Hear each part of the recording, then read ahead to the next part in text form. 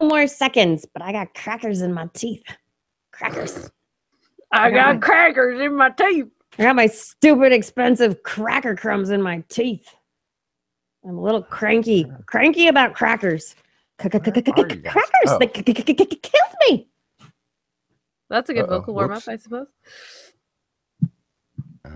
I'm cranky because the crackers crumbled. I'm cranky because the crackers crumbled.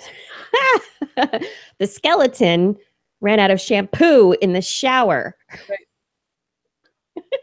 The Human Torch was denied a bank loan. A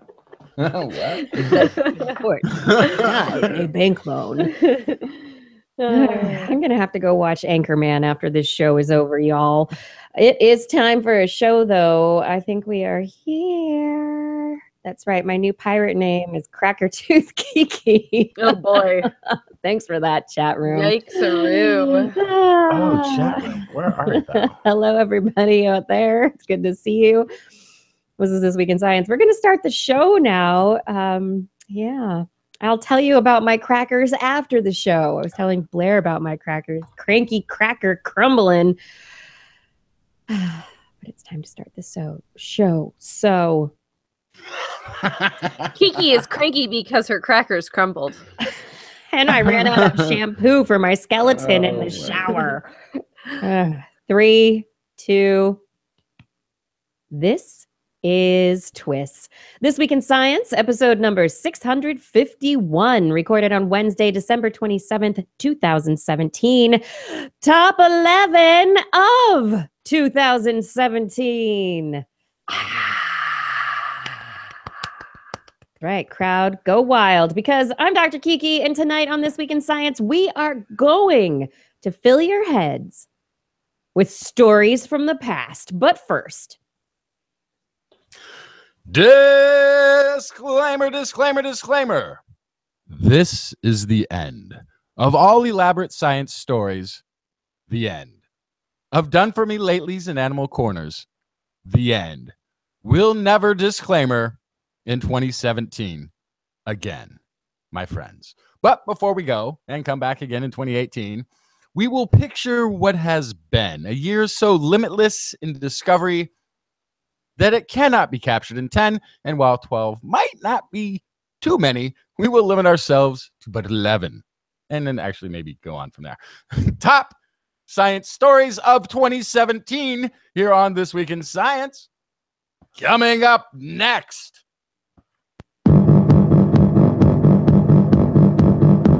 I've got the kind of mind I can't get enough. I want to learn everything. I want to fill it all up with new discoveries that happen every day of the week. There's only one place to go to find the knowledge I seek. I want to know what's happening. What's happening? What's happening this week in science? What's happening? What's happening? What's happening this week in science? It's science to you, Kiki and Blair. and a good science to you too, Justin, Blair, and everyone out there. Welcome to another episode of This Week in Science. We are back yet again to discuss all the science that happened in the... Nope, not the last week this time around. Last year. Yeah, This is going to be a really long show because we're going to recover every episode from the entire... No, we're not. We're not going to. Does that mean I get 4 hours of the animal corner? Oh my gosh. It'd be like, half. Yeah, you'd have many hours of Animal Corner. That would be the Animal Corner marathon. Yeah. For sure. Yeah, we should do that someday. Or at least you can do that someday. Yeah. But not tonight, because what we are doing is counting down the top 11 science stories from the past year, from 2017. This is our year in review show. And Justin, for those listeners who are joining us for the first time in a top 11 review show, why are we doing 11 and not the usual top 10 list? Because every top 10 list leaves you wondering what got left off. What would the 11th one have been? But you need not ask yourself that here because we will provide that. Yeah. Who would have been number 11? Which story? We'll let you know. We are going to let you know because that's what we're going to start with. We're going to count it all down. We have covered all the stories for the last year. We've looked at them all and we have deliberated over many hours over what stories should be in the show and in which order. And we're going to bring it to you tonight. That's it. We're doing it. But before we jump in, I want to remind everybody that you can subscribe to our podcast on iTunes, the Apple Podcast Directory, and the Google Play Podcast Portal, Stitcher, Spreaker, TuneIn. You can find us on YouTube and Facebook. We are all over the place. Look for This Week in Science, TWIS, This Week in Science. Or just go to TWIS.org. And at TWIS.org, you will find it's still 2017. There's still time for you, if you are interested, to take a look at our 2018 TWIS Blair's Animal Corner calendar. No, that's a tongue twister. It was for me just now, really, seriously. Even with all those, the verbal warming up exercises there. It didn't help at all. And also, we will be at SF Sketchfest on January 18th in 2018. And you can find information about that on our events page on our Facebook page, This Week in Science.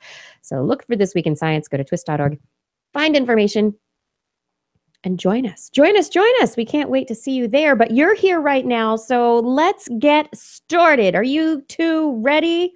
I was born ready. Do we have a few more minutes? Wait, no, we're already on it. Yeah, okay, so I'm ready. Yeah, that's the way it works. All right, so starting with number 11. 11. Number 11. All right, so this was a big issue this year. The politicization. Yeah, science and politics. Oh, no, that's a contaminant. Get that out of here. What's that? That should be nowhere near I think that's science. why it's number 11, Justin. Yeah, well, on This Week in Science, since we got started, we have brought the politics of science into our show. And this year, I think it really hit a frequency that reverberated across the scientific sphere. The scientists marched this year. There was a March for Science that coincided with Earth Day this last year. Scientists, hundreds of thousands of scientists, took the streets around the country and marched. We also had women in science talking about harassment in science. And there were so many cases bubbling up that we realized people started to have conversations about the hierarchies within the scientific infrastructure. We started to have conversations about the importance of science in everyday lives. TWIS started doing a weekly segment called What Has Science Done For Me Lately? Yeah, which we're not going to do this week because we have a lot of things to talk about. But still, we have started talking about these things. Politics in general. The election of President Trump led to over 700 people leaving the Environmental Protection Agency within the last year. That's the EPA, responsible for environmental protection. Mm-hmm. Things like air quality and water quality and those regulations and making sure that was the old name, actually. Yes. Yeah. It's now the Environmental Purging Agency. Right. That's right. And what was it? Last week's show, we talked about the 7 dirty words of the CDC and the fact that researchers are having to use different language to be able to speak to the politicians, to be able to even get their ideas heard at this point in time for the possibility of funding. The USDA was, I think, first off the bat back in January with many issues related to their organization. The FDA has been running into problems. You name a governmental science organization, and it has had some kind of controversy within the last year. To the point where there were scientists backing up data off of governmental databases for fear of that data getting erased. Yeah. Well, but if I may, I'm going to wear the silver linings hat tonight because I feel like it. The kind of upside to all of this is that it's causing people who maybe believed in science, cared about science, kind of at an auxiliary nature, but were not up in it as much to now start seeking out science. It has brought it into everyone's living room in a lot of ways. It's brought it to the forefront of a lot of people's thoughts and concerns.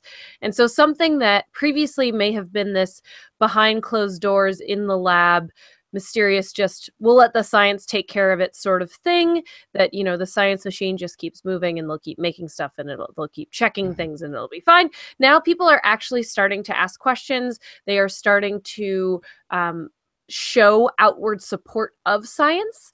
Science is now something that the average person wants to know about and cares about and wants to support in a way we haven't really seen before. So that's kind of the weirdo silver lining of all of this, is that it's making everyone care more about the process. I like weirdo silver linings. And another one is that more scientists are running for public office. Yes. Yeah. We are seeing many scientists, and many of them women, in fact, coming forward to become candidates for public office. So scientists are moving out of the ivory towers and moving into the public sphere much more. And I think this is only going to help to improve communication between science and academia and everybody who's helping to support it and pay for it. And it's going to either is probably going to be helped by scientific discoveries in their lives. So this is good. Weirdo silver linings for the win. Yes. And let's see where it takes us into 2018. Yeah, we just can't lose the momentum. Keep supporting science. Just be vocal as you can to support the science, support the environment, support funding for science. Absolutely. So shall we get to that science? Let's get to the science. Yeah, so let's move into number 10. 10. Wait, which one was number 10? Oh, that's one of mine. I got that one. Number 10, human evolution. I think in this category, none more so than the remains in Morocco that had vast number of ideas attached to these remains. Some thought they might be Neanderthal. The dates ranged from speculating between 40,000 to 100,000 years old. Maybe it's 100,000 year humans. Finally got the dating done, and it looks like modern humans, ish, mostly modern humans, dating back 315,000 years. Which pushes it back substantially further than originally thought. So the modern human was thought to be 200,000-ish years ago, and originated in East Africa. So this suggests that we didn't exclusively evolve in East Africa, which really isn't or shouldn't be too surprising, because East Africa is where we have been pinning a lot of human evolution, but it also happens to be rather fossil rich region, which, because of relative ease of access to and early findings of, and therefore intense focus on searching for more in, is perhaps why we have made most of our discoveries previously there. The Morocco discovery also relieved some skepticism, I think even by perhaps the scientist himself, on a discovery in Siberia of a Neanderthal with what they were estimating to be 270,000-year-old modern human mitochondrial DNA. So this is based on the mitochondrial DNA, which was from a human, and dating back when that would have perhaps gotten there, they put it back 270,000 years, meaning that somewhere in prehistory, there was a female human from Africa that carried the child of a male Neanderthal. And this female, far from Africa, would have split Africa before the commonly understood beginning of modern humans. Placing the first modern human out of Africa before modern humans evolved would be a difficult conclusion, considering it would have been such an outlier of the data. Of course, as was later revealed in Morocco, we had a starting point that was off by 100,000 years. So now that data fits soundly within our understanding of human evolution and adds to it, as opposed to being something that has to be debated for another couple of decades. We've just got the perfect timing on this year. Also adding the evidence of older human evolution was the Belito Bay individuals from KwaZulu Natal, Africa. These are Stone Age people from just a few thousand from, it's actually a whole bunch. There's between a few hundred in the Iron Age, hundreds of years ago, to some that were a few thousand years old. Their DNA was used to predict the split between modern humans and some of the other branches of the Homo tree. And it placed the time frame as far back as 350,000 years, which then fits now nicely with Morocco and the mitochondrial DNA from that Neanderthal. Interestingly, makes us co-homo habitants of Africa with many, many other human-ish apes of various description for a really long time, meaning that when we consider the path of human evolution, we're not talking about an event that took place in a location, but rather a modern human. So there wasn't a modern human born to non-human parents, and then poof, modern humans began from that one offspring. But we're talking about a wide range, a number of overlapping events taking place all over Africa over a much longer period of time. And as it is sort of, we are pulling back the viewfinder and seeing that this activity was taking place all over, it gives us a much clearer picture of how human evolution began. I love that. I mean, it's like all of a sudden the data is starting to come together where there were these separate tracks of evidence and there were different stories. All of a sudden it's turning into one story, and it's all starting to make a little bit more sense. I mean, there's still debate about various things, like from 2016 there was the Homo naledi find, and there's still the question of when they were there and what they were doing there. But the whole African origin of modern humans, the hominids, that's beautiful. It's coming together. Yeah.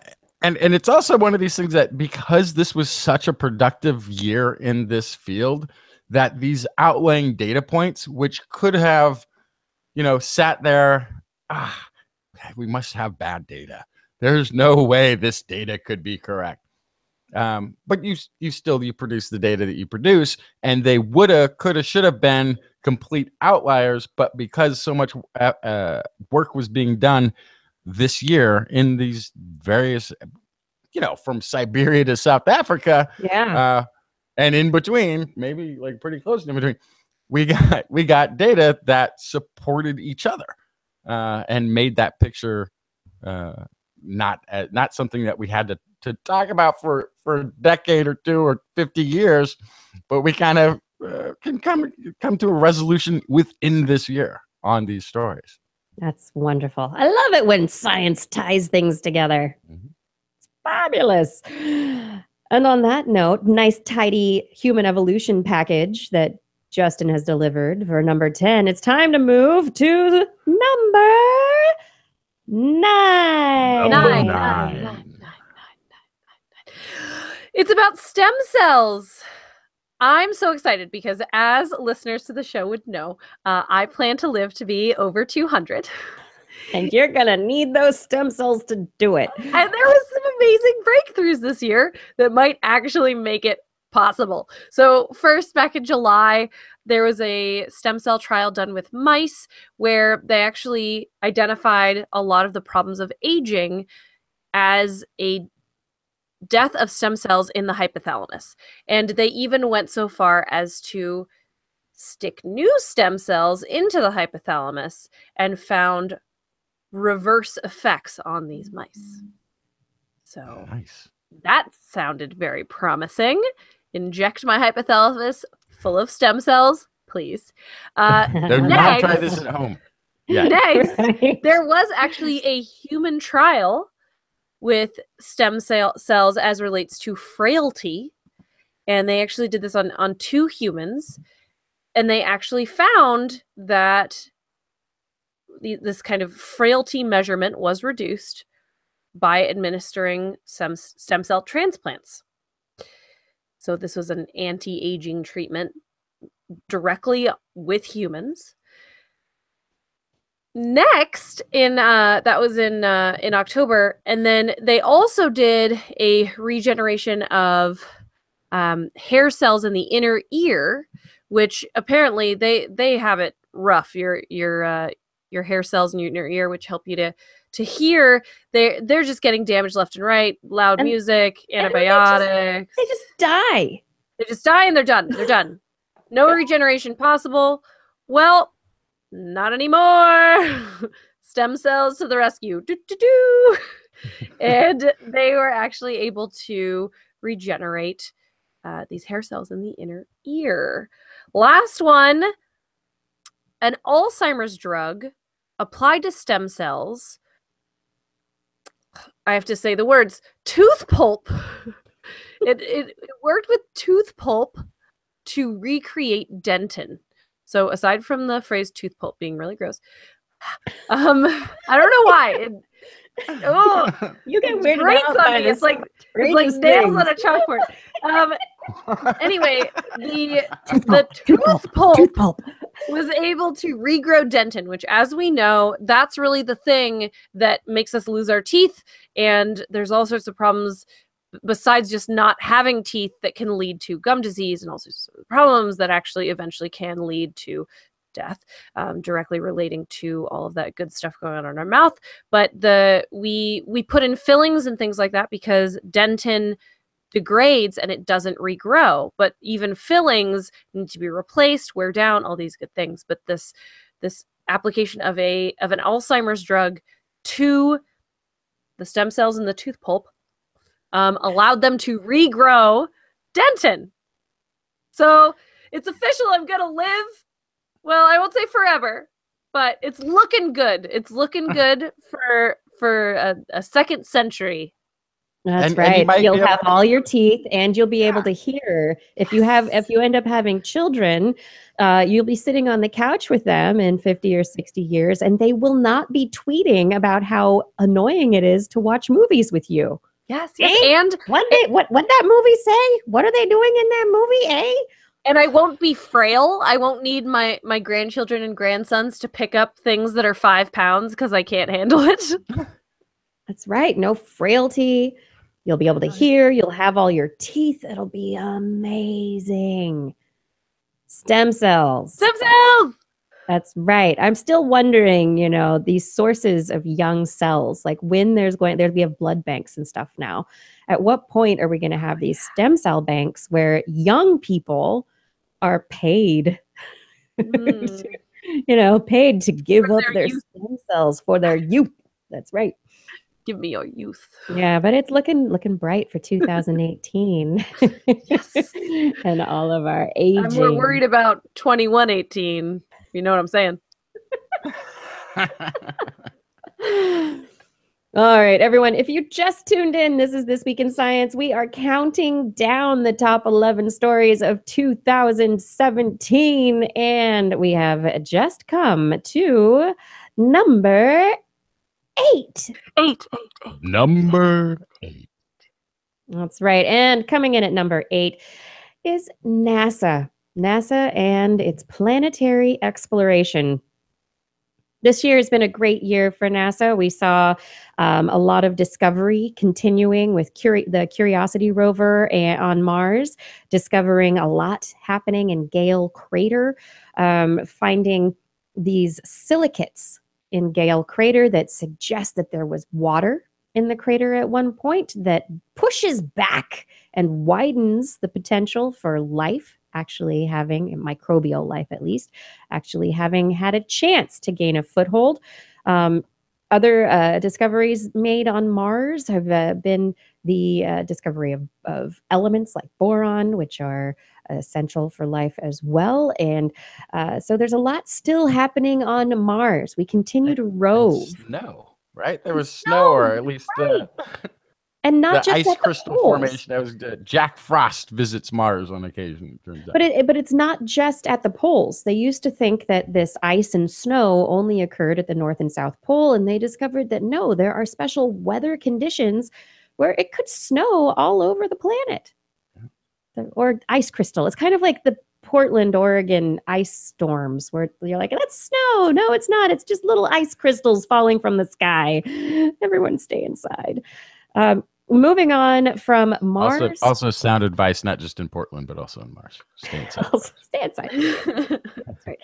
Unless you're a little robot that could. Additionally, Juno started sending back amazing images this year. Juno, which is orbiting Jupiter and doing these incredible close passes, at least as close as it can get within Jupiter's magnetosphere, to be able to take measurements and help us understand so much about the largest, oldest planet in our solar system.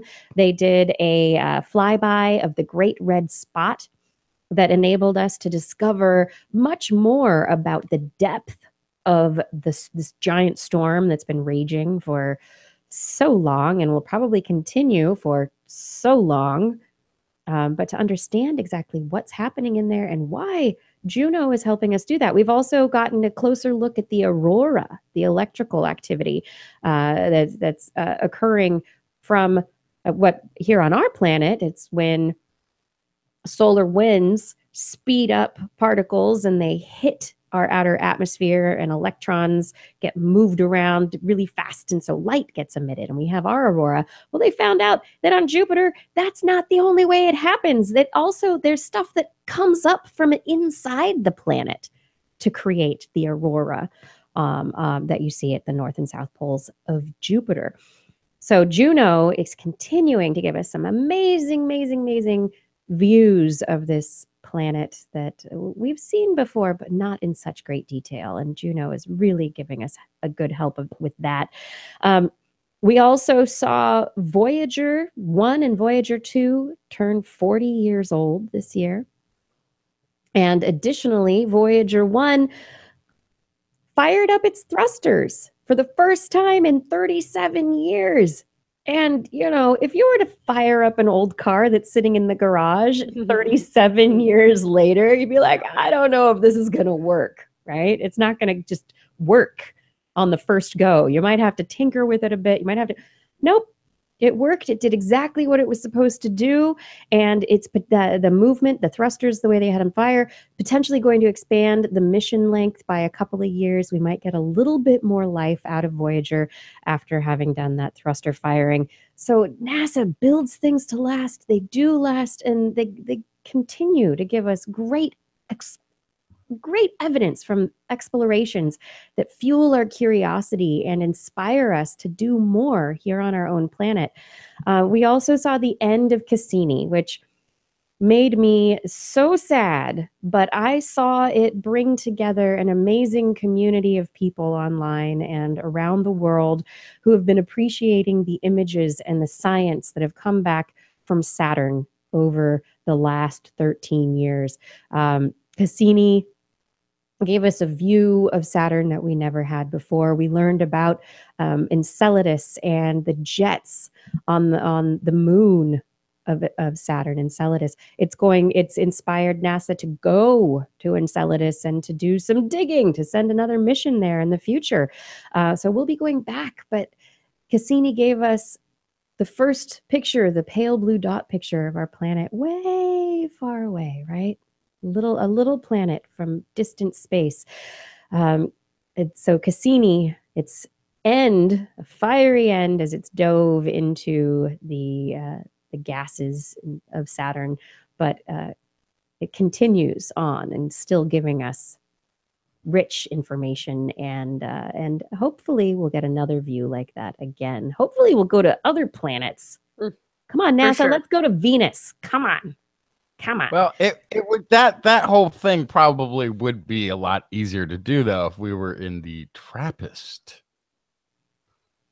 solar system. Exactly. And this last February, we discovered the TRAPPIST-1 system, which had the largest number of Earth-like planets within the solar system, the TRAPPIST system, than we'd ever seen before. It inspired a bunch of travel posters. Oh, yeah. Not that you could ever really go to these planets, but it inspires a lot of fun and creativity.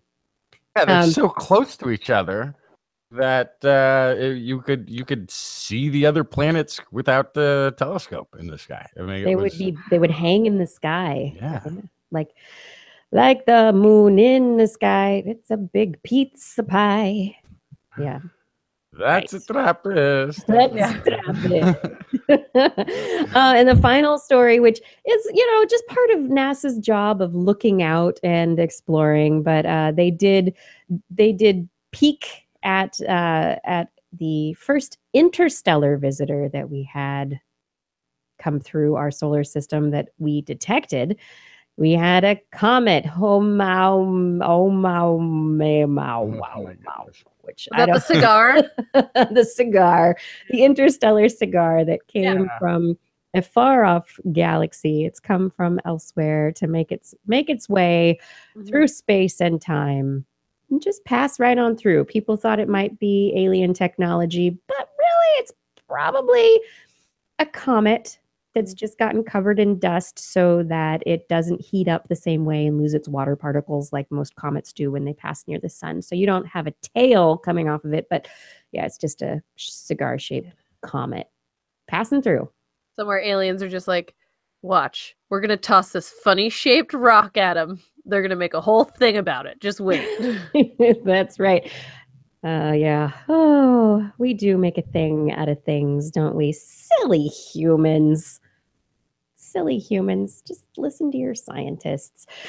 But anyway, NASA, they have been inspiring humanity for years, or at least, in the United States.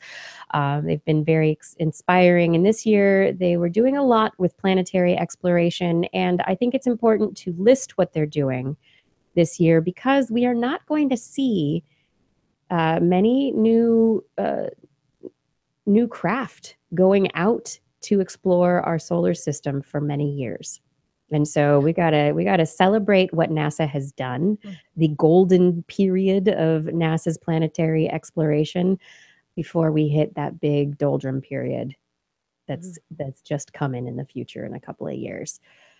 I am excited to see what textbooks look like in a few years, because all this data coming in, it's already unrecognizable from what we had when we were in school. But I can't wait until the basic knowledge of our solar system is just light years above what it was. Light years. All right, that does it for number 6.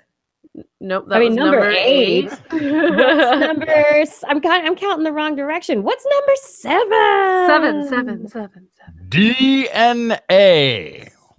Now we have plenty of DNA stories that are going to come later. This is just sort of a quick one, but fascinating development that it was this year that it made it to number 7 on its own. We're looking this year at DNA as a storage device. It is, after all, a data storage and retrieval system for life. So why not use it for other types of information? Result, an operating system and some movies were stuffed into genetic code at a density of 215 petabytes per gram. And you thought your new phone had a lot of storage. That's right. Push Petabytes. What even is that? It's a lot. That's a lot. Yeah. It's a scientific term meaning a lot of a lots. A lot of zeros. Your megas, your gigas, your teras, your petas. Tetras, petas is up there. Yeah. 15, I believe. And if volume of storage isn't really a thing, you're like, yeah, but I'm looking for long-term storage. I want storage that I can access over and over again that doesn't go bad like a record. Well, if stability is your thing. The scientists predict that their data would be good for about a quadrillion reads.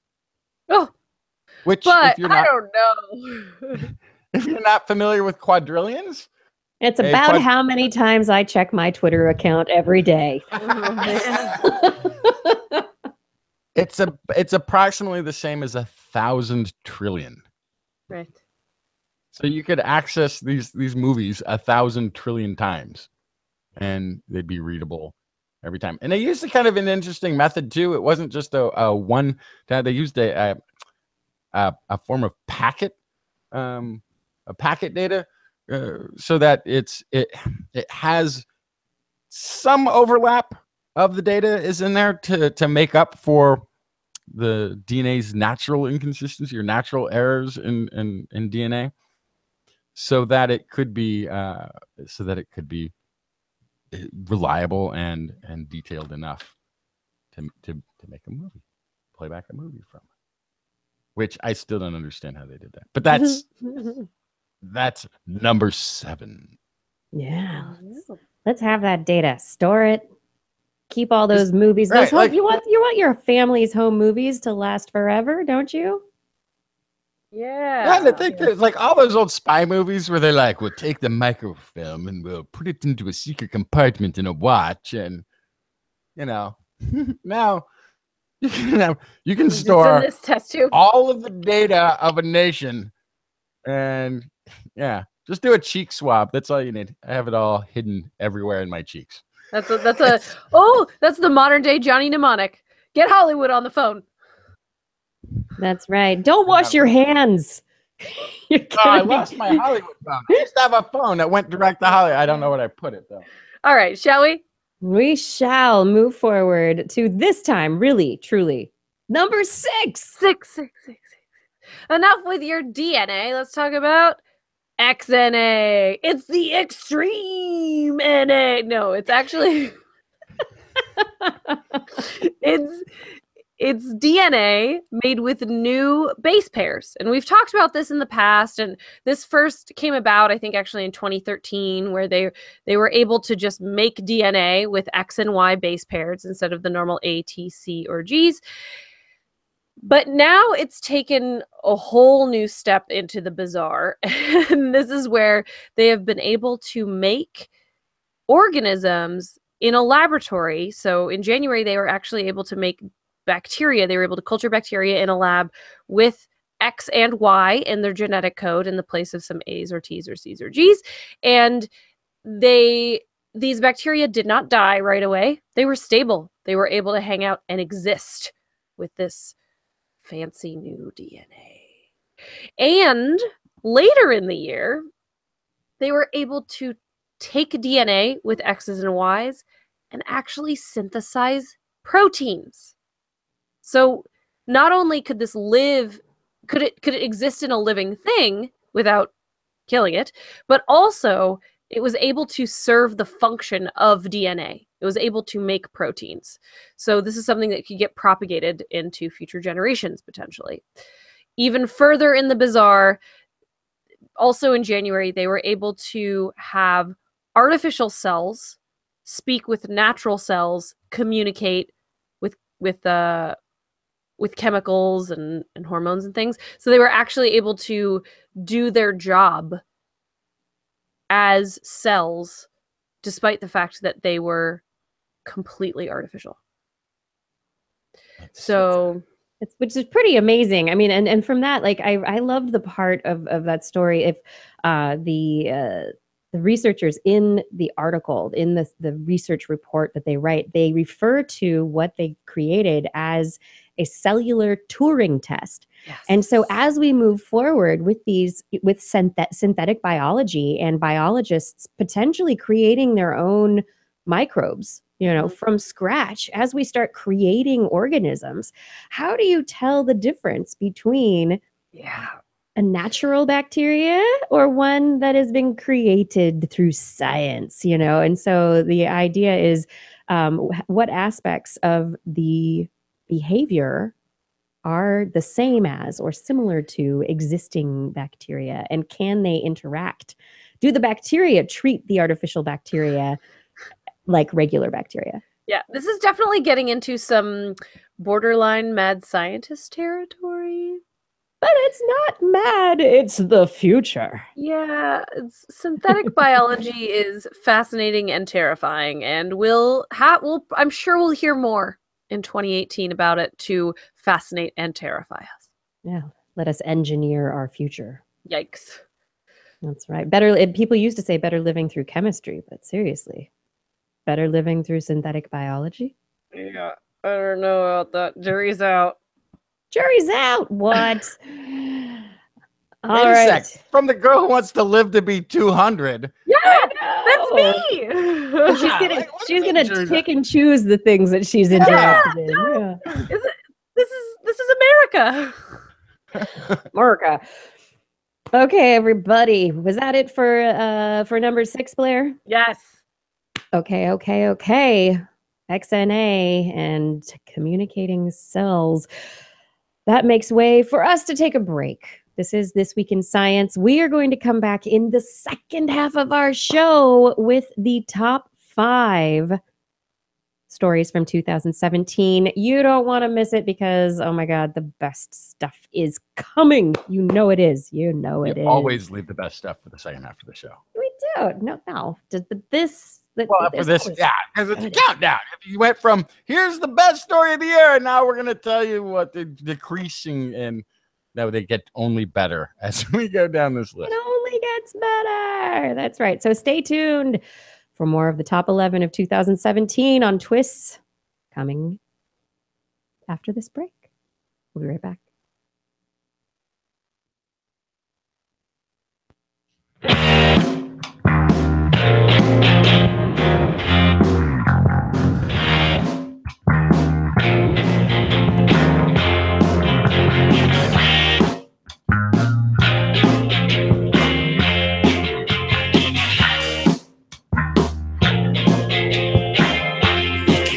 Explain the things you heard with more than intuition. You guys, I can't believe it is the end of another year. Thank you for being here with us for This Week in Science yet again as we count down. But I need to ask you, do you have your Blair's Animal Corner calendar yet? Have you gotten it? I'd love to know if you've received your calendar. And if you haven't, why not? Is it because of the Postal Service or because you haven't ordered it yet? You know, you can order them still. You can. We still have calendars left. You can order them if you go to TWIS.org and click on the toady picture of TWIS 2018. It'll take you to the order form directly from the main page. So all you do is head over to TWIS.org to get your hands on the best calendar for 2018 that you have ever seen. Art done by Blair. Art done by Blair, created just for you in calendar form. And it's a coloring calendar, so you get to color. And we've had some wonderful pictures shared with us from other TWIS minions who have been already enjoying coloring their calendar. I love seeing the way that everyone is artistically adding to these different images. And I can't wait to see it through the entire year. Make sure you're a part of that. Get your calendar from TWIS.org. And while you're there, maybe check out our Zazzle store. The Zazzle store is where you can find all sorts of TWIS merchandise, neat things that will remind you of TWIS, will help you start conversations about TWIS, you'll enjoy them. They'll clothe you. They'll clothe your phone. They'll clothe your presents. They'll clothe your babies. I don't know. All sorts of things. TWIS logo things and other shirts and hats and stuff. Lumbar pillows from the Blair's Animal Corner calendars of years past. And a percentage of all those purchases do support TWIS. And TWIS is fully listener supported at this point, and I would love to keep it that way. So please continue to help us if you appreciate what we do every week. If you could either buy something in the Zazzle store, or if you want to just directly donate, you can do that. Click the donate button that is on the right sidebar of the main page. Donate. You can just donate any amount of your choice. On every episode page, if you scroll all the way to the bottom of the page, you will go past all of the neat show notes for the most recent episode, and you'll be able to find little pink buttons that'll allow you to contribute on a recurring or one-time basis. So we've got little buttons. One's like a $10 a month, one $5 a month, one $2 a month. These go through PayPal, and it's just an easy way to set up ongoing support from you to TWIS.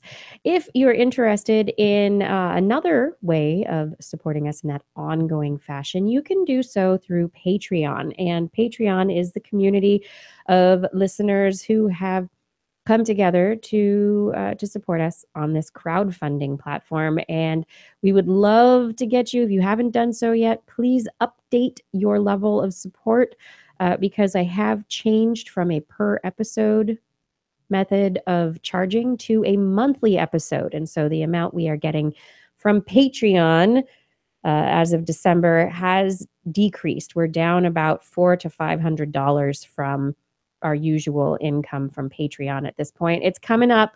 It's coming up. And those of you who have started supporting us on Patreon or who have updated your level of support, thank you so much for doing that. I really appreciate it. And it does help us to keep TWIS listener supported and not advertiser supported, as I would like to be. So let's try and keep that going. And if, financial assistance is not your bag, it's not something that you are able to do, please help spread the word about TWIS. Because if you can tell people about TWIS, then it really does help in the end. The more people watch TWIS or listen to TWIS, the more people might buy our stuff or even help support us through Patreon or our PayPal links. And that helps keep the show going because we do have bills to pay just like you do. And we, as much as this is a labor of love, it is also a mode of, it's something we'd like to do professionally. I do this professionally. That's for sure. Anyhow, all of you, thank you for being a part of the TWIS family. Thank you for being here. We thank you for your support, and we couldn't do it without you.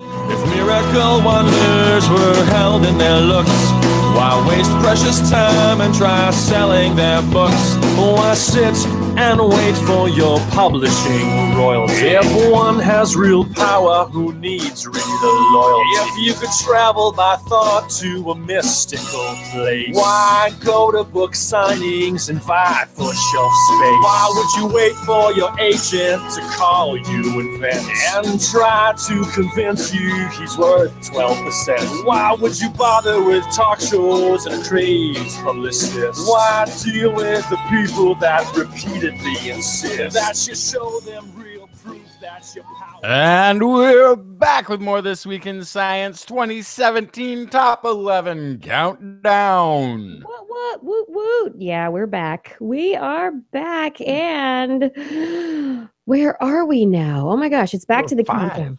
That's number 5. Number 5. So moving on from number 6, which was all about synthetic biology, let's continue on the biology tip and manipulation of all of that. You know how much I love CRISPR and gene editing. Yeah. And that is our number 5 for 2017. 2017, another huge year for CRISPR and gene editing. In February, scientists at the National Academy of Sciences and elsewhere wrote a big report endorsing gene editing with limitations, but basically endorsing the idea of let's do this. Let's take our genes and let's manipulate them. Let's edit them, and maybe we can make things better. What The could go technology's wrong? there. Yeah, but it was endorsed. It's great. Oh, what could go wrong? Well, hopefully the FDA will help keep things from going terribly wrong, but we'll see about that. I don't know. No, it's great. There's so many genetic diseases. It's a great thing. Many genetic diseases. And Yeah. so in March of last year, we had the Chinese have the first report of gene editing in embryos, editing normal human embryos. None of the embryos were allowed to go to term. And one of the problems with this first report out of China is there were a lot of off-target effects, which were issues, but that did not stop this research from moving forward. I mean, let's find out what we can do to get rid of mutational issues in genes that cause disease. Most of human disease is caused by single nucleotide polymorphisms. That's a single A, T, C, or G, a single A, T, adenine, tyrosine, cytosine, guanine mutation. Just a single letter in your DNA being flipped to something that it shouldn't be. Those single nucleotide polymorphisms or mutations are the cause of the majority of genetic disease in humans. And if we could change those through something like CRISPR, that'd be amazing, right? Okay, so in August, researchers in the United States here at Oregon Science and Health, OHSU, Oregon Health and Sciences University here in Portland, Shukrat Metalipov's lab, they reported successful CRISPR gene editing in embryos to repair a heart defect caused by a single nucleotide polymorphism. And they said it was very successful. The way that they got around issues that other people had is they got the CRISPR in there at the moment of fertilization, and it seemed to make all the difference to their success. In June, CAR T therapy, they reported a successful trial. CAR T therapy uses gene modification to go in and stick a gene in the DNA of people with leukemia. They basically remove the white blood cells and figure out stick a new gene in and then put it back in the body. They insert it from at least in one of them in a HIV virus that's kind of hollowed out, and then this gene editing goes in, puts your white blood cell in there, reintroduce it to the body, and it goes around destroying cancer throughout the body in this leukemia trial. Yeah, basically this CAR T therapy uses the addition of a gene to program the white blood cells, which are immune system cells, to hunt down cancer cells and kill them. And it was a small trial, but it was a proof of concept that it's a fairly safe procedure, and that the individuals in whom it was used, I think it was something like 32 out of 35 or 33 out of 35 individuals went into complete remission from their cancers. Within something ridiculous like 48 hours too. Like it was like right away. Yeah. So further trials, larger trials are moving forward, and it was it was accepted for use in the United States in a very distinct population of individuals.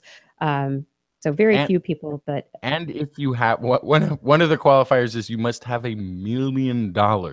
Yes, you must be able to pay for it. Yeah. To be also on top of needing to be in a select stage of people. Yeah. Again, not CRISPR, but another kind of gene editing. There's a report of successful, we don't know whether it's successful or not yet, but a different kind of gene editing known as zinc finger nuclease therapy was used to treat a man living with Hunter disease. And he was given the treatment, and we will hopefully hear in the new year whether or not it was successful. Fingers crossed for him. But this is it was through a hospital that this therapy was provided, but this is like on the edge of DIY treatment. It's like, I know we've got this, let's use it, I'll pay for it. Let's make it happen. And then CRISPR, other wonderful uses for CRISPR. How about to make pigs leaner and less expensive for farmers to raise? A nice batch of CRISPR pigs. People were making jokes all across the internet about how they crispy should bacon. be crispy. Yeah, exactly. They're crispy. But the gene-edited pigs they're great. We don't know how they'll taste, but suppose that it was a very successful trial of using CRISPR editing to change the fat deposition in pigs. And then CRISPR was also used. This was I think my favorite story of the year because it just had such a touching human aspect to it. CRISPR gene editing was used to fix a skin disorder where a young boy, a Syrian refugee in Germany, had been admitted to the hospital. He'd lost almost all the skin over his entire body as a result of stresses to his skin that exacerbate this genetic condition. He lost all of his skin, and he was going to die. And so the researchers, knowing that they could do skin transplantation, they went in with CRISPR to fix the skin, to take the mutation and fix it, the mutation for disease, get rid of it, and then grow the child's skin and give it back fixed. And the child is doing very well, and he will never have that. He will never suffer from that disease in his skin again, thanks to this gene editing. So this is an amazing proof of concept. Using two different technologies, the CRISPR and also known skin transplantation techniques, and bringing them together to do something amazing.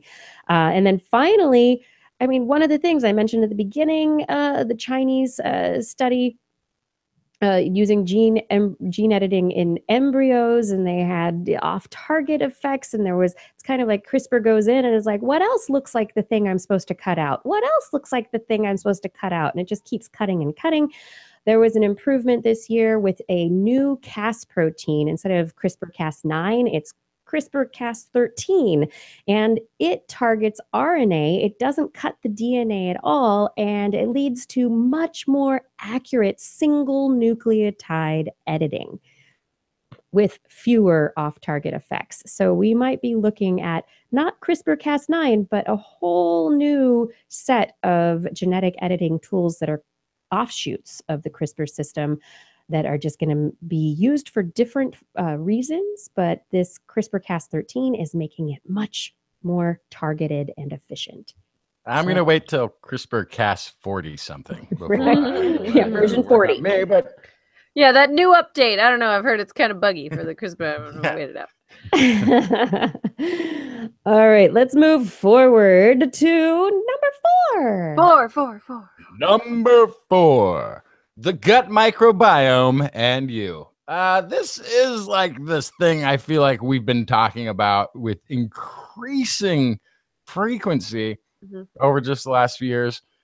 This year was no exception to a plethora of gut microbiome stories. Scientists replaced the microbiome of fruit flies with a selective alternative or varying degrees of what they would normally have, and found they could change the food that the flies sought out, telegraphing that perhaps our appetites are tied to our microbiome. Less so decision, which that story reminds me of a previous year's guest, Josiah Zahner, when he was talking about he had done a fecal transplant and had that sudden sugar craving and devoured a box of cookies, which he never would have done previously, and asked his friend, do you ever eat like a whole bag of cookies? And his friend was like, no, I never do that. Oh, but sometimes I get like a pint of ice cream and eat it in one night. Aha! So there was like this anecdotal or this testimonial evidence from his experience, and it was recreated in fruit flies this year. Microbes were found to exert a previously unappreciated influence on gene transcription factor, meaning our evolution as humans or as any kind of life was likely helped along over the years by a little gentle direction of microbial influence. Comparing the gut microbes of mice with Alzheimer's-like pathology and healthy control, scientists found noticeable differences in microbiome composition. Treating diseased mice with probiotics, they decreased gut leakiness, inflammation, and boosted memory performance. Finding that perhaps some of our diseases are actually tied to the microbiome itself, which we're finding more and more of it. I think there was a bunch of stories somewhere in that tract this year. Speaking of tracts, bacteria in the digestive tract were linked to healthy bowel movements because bacterial signals they found had a decisive effect on the pattern of spontaneous contractions that move poop along its merry way, acting as a sort of pacemaker regulator for the bowels. My favorite story of the year in the gut, though not microbes, was the finding that cells lining the gut wall can transport viruses into the body where they go somewhere and do something that we're not completely sure of just yet, but that they do so naturally, and we can assume intentionally to serve some function somewhere. Previously, we had only been hypothesized that viruses that we find in different organs and in the blood and different places in the body get there when there's a cut, a lesion, there's inflammation, there's some way that these viruses bypass the body's natural defenses. But it turns out the body itself was encompassing and transporting into the direction of, at least in the lab thus far, they've shown, that gut microbes pick up and move from what would be their exterior, which is your gut lining, to the interior of the body. And that this is just a natural, normal thing that your body does for some reason. And while these microbiome stories are only a sample of what this year brought, I have a feeling, a gut feeling. I'm sure you do. There will be many more of these stories to come next year. Yeah, I think there is just so much that we don't know that we are learning. And man, it just seemed like every episode it was like, oh, there's another gut microbiome story. Oh, there's another this time it's they're talking the gut and the brain and the bacteria, they're all talking. Oh my goodness, yes. So much. There were many aha moments for me. Really, there's quite a bit, and we're young just on the cusp of discovering. Live longer. Yeah, that was another one that I really liked. Was the young? Oh yeah, that's a fantastic one. Yeah, so it's all about the microbiome, though. It is, and it's one of those things that too, like it doesn't throw out everything we know about diet, but there's examples, plenty of examples now already where diet is part of the equation, but how it actually affects you is dictated by your microbiome, by the microflora that you have in your particular gut.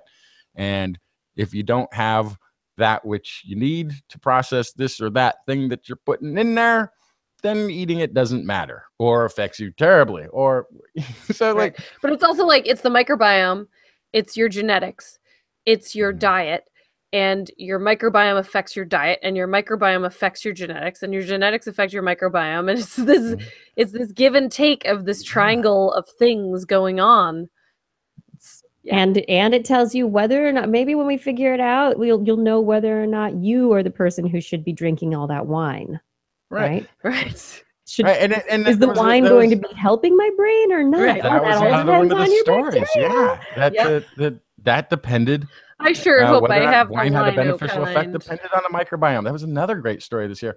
And there is like at some point we're gonna get like you get this printout, from your doctor or from your computer at home or however things are done in the future.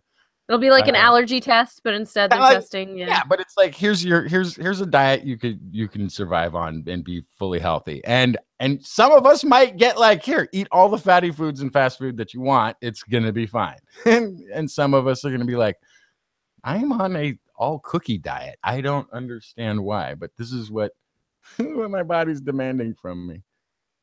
There you go. No, it's not your body. It's your bacteria. Yeah. We're city Well, right. buses. Which We is- are bacterial which city is- buses. We are just a giant spaceship moving this bacteria around. We're just the conveyance. Yeah, we're just the machinery upon which the microbes are pulling the levers. There you go. And it's been that way since the beginning of biological time. That's right. Okay, moving on from microbes. We got the guts going on.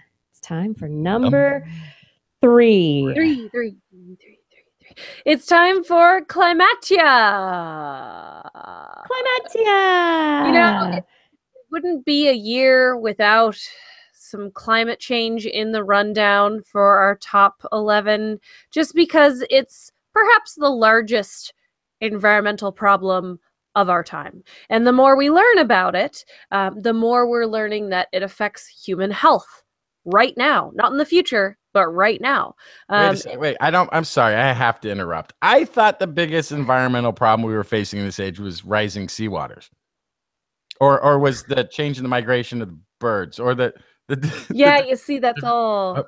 No, the trees are moving because too. of- Oh, it was the It's trees were because moving. of- That was the It's big. because of the heat trapping blanket, you guys. It's the carbon dioxide, the heat trapping blanket. It's creating climate change. It's trapping in heat. It's changing all these things.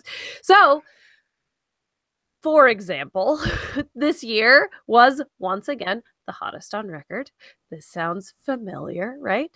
But it also was the 50th anniversary of the original climate predicting paper, which I found particularly interesting because everyone says, oh, they're just projections. Oh, it's very dangerous to talk about projections because they're just projections. It's even if we do our job, then the projections don't come true. It becomes a whole problem. Well, this 50-year-old prediction was pretty darn accurate. And so it also lends itself to supporting all of the past 50 years of climate science. Not that we need to, we know it's there, but regardless, that's very interesting to see. We saw a lot of symptoms of this climatia. We saw oxygen plummeting in the oceans. We saw sea level rise. We saw the greening of the Antarctic. I think that's what Kiki was alluding to. And then just ocean temperatures, all this kind of stuff. Ultimately, this is all part of what we are now calling the Anthropocene, which is the epoch of humans, because this is officially now the 6th mass extinction. One other thing that we're seeing that's pretty telling is that insects are dropping in huge numbers. And this is mostly anecdotal. This is from entomologists that are mostly amateur scientists. Amateurs, they're doing it for fun, kind of like birders look out for birds. There are entomologists that do that too. They pull out their little bug pooter. Yes, that is a thing. And you suck up a bug into this little chamber, and then you identify it, and then you release it. And so they found an 80% potential drop in 2013 in insect sightings, which is pretty terrifying because insects have a lot of important jobs, and they think that that may be due in large part to changes in global temperatures. Now, I'm putting my silver linings hat back on because this was also a year for some of my favorite climate solution stories. And I think this is a change from years previous where we were just doom and gloom. I mean, there was a lot of doom and gloom with warming and CO2 and sea level predictions and all this stuff, you know, major storms and things like Hurricane Harvey and others. But this year is different, I think, because there's more positive solutions going on.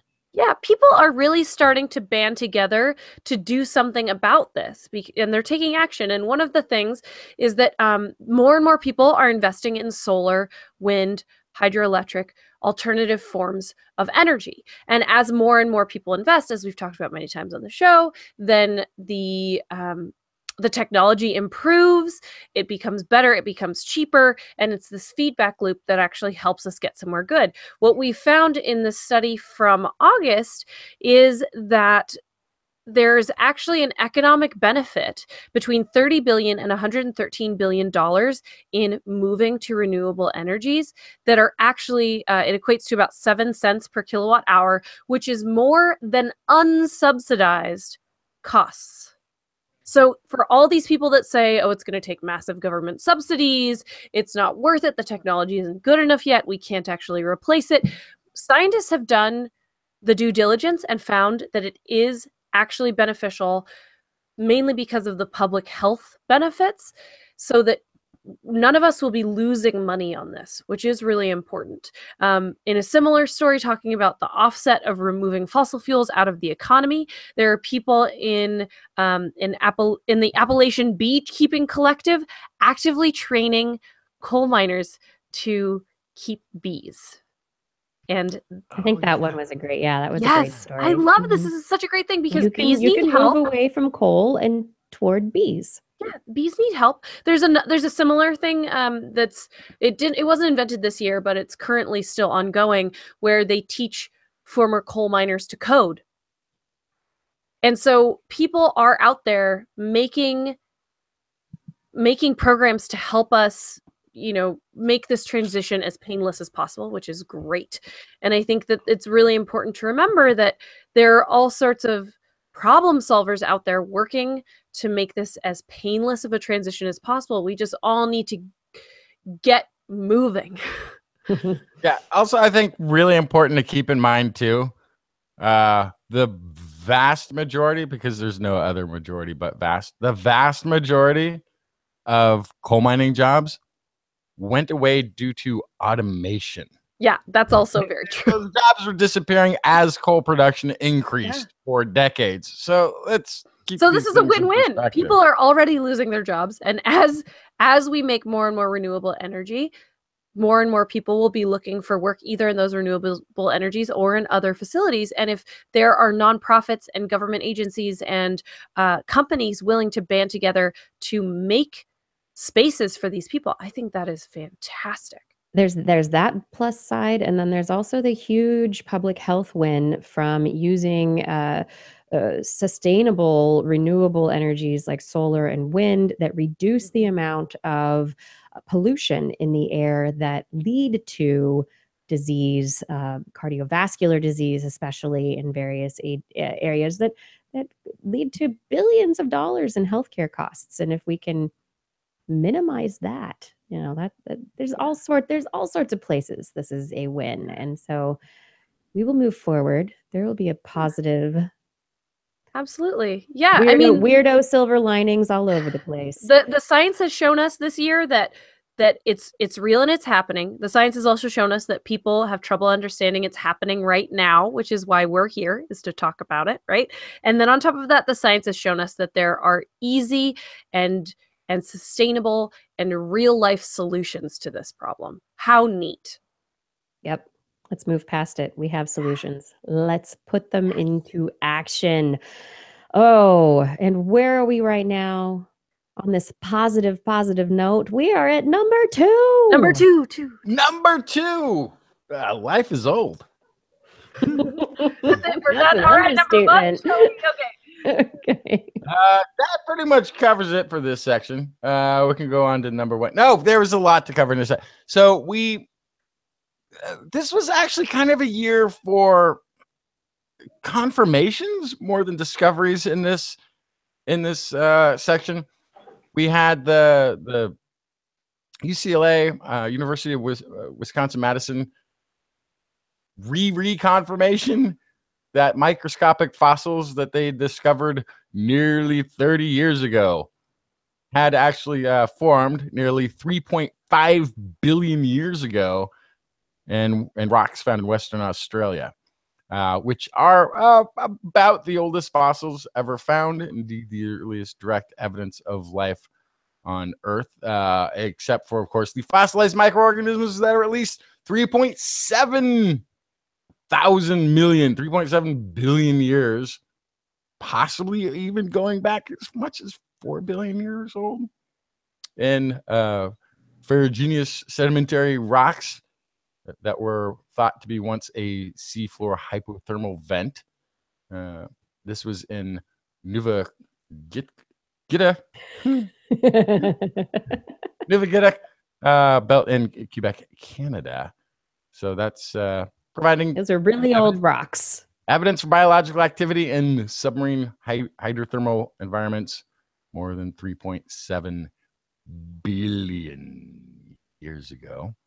Not to be totally left behind in all this, they found at 3.48 billion year old hot spring deposits in Western Australia, pushing back by 3 billion years the earliest known existence of inhabited terrestrial hot springs.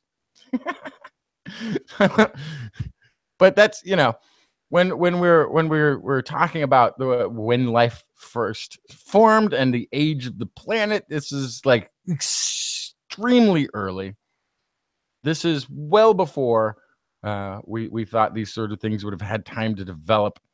But again, as we pointed out, every time we've talked about one of these stories, for life to start showing up in the UCLA, University of Wisconsin-Madison, the fossils that they were looking at were not just of one microbe that had fossilized, but of several types of microbes. So for there to already be an abundance of and variety of these microbes that early means that life can take root that quickly, which expands the possibilities of Drake's equation further than we had thought. Drake's equation being a number of planets and solar systems out there, possibilities of life forming on them, and all of the planetary discoveries that we've made this year put that number probably much higher than we would have conceived before. Also, world's oldest algae fossils, billion years old. This is the analysis by scientists at McGill University that we reported on relatively recently. Was that last week? It was last week or the week before. Yeah. So based on that finding, they estimated photosynthesis in today's plants was set in place 1.25 billion years ago. Again, that's and now I look at these 2.5 billion years ago. Yeah, for now. Right. Now all of these further back. Yeah, and also when like earlier talking about the human evolution, we always have to keep in mind that the earliest dates that we have are from our earliest evidence, and that they can always get pushed back further. That these are placeholders. This is our best estimate based on all of the information that we have available. So all of these numbers, although many of them actually are etched in stone, as these microfossils were, the data there can be more data out there waiting to be discovered that can push these dates back even further. Yeah, I think like what is it, right? So it's between Canada and Australia for the oldest life, but both of them are like pretty much close to 4 billion years. Yeah, they're both way back there. And again, this is that thing when we're finding fossils from that era. We've got a seafloor that was covered in ice that we've discovered in Canada. We've got a bit of rock formation that just happened to not geologically erode or be covered over in Australia. And that evidence for early life is everywhere, except it's buried or it's under the ocean, or it's been eroded in some way that we don't have access to it currently. We may find more of these things. There's always this thing in the back of my mind that all of the information that we collect comes from the surface of the quarter or less of the planet that's above the sea.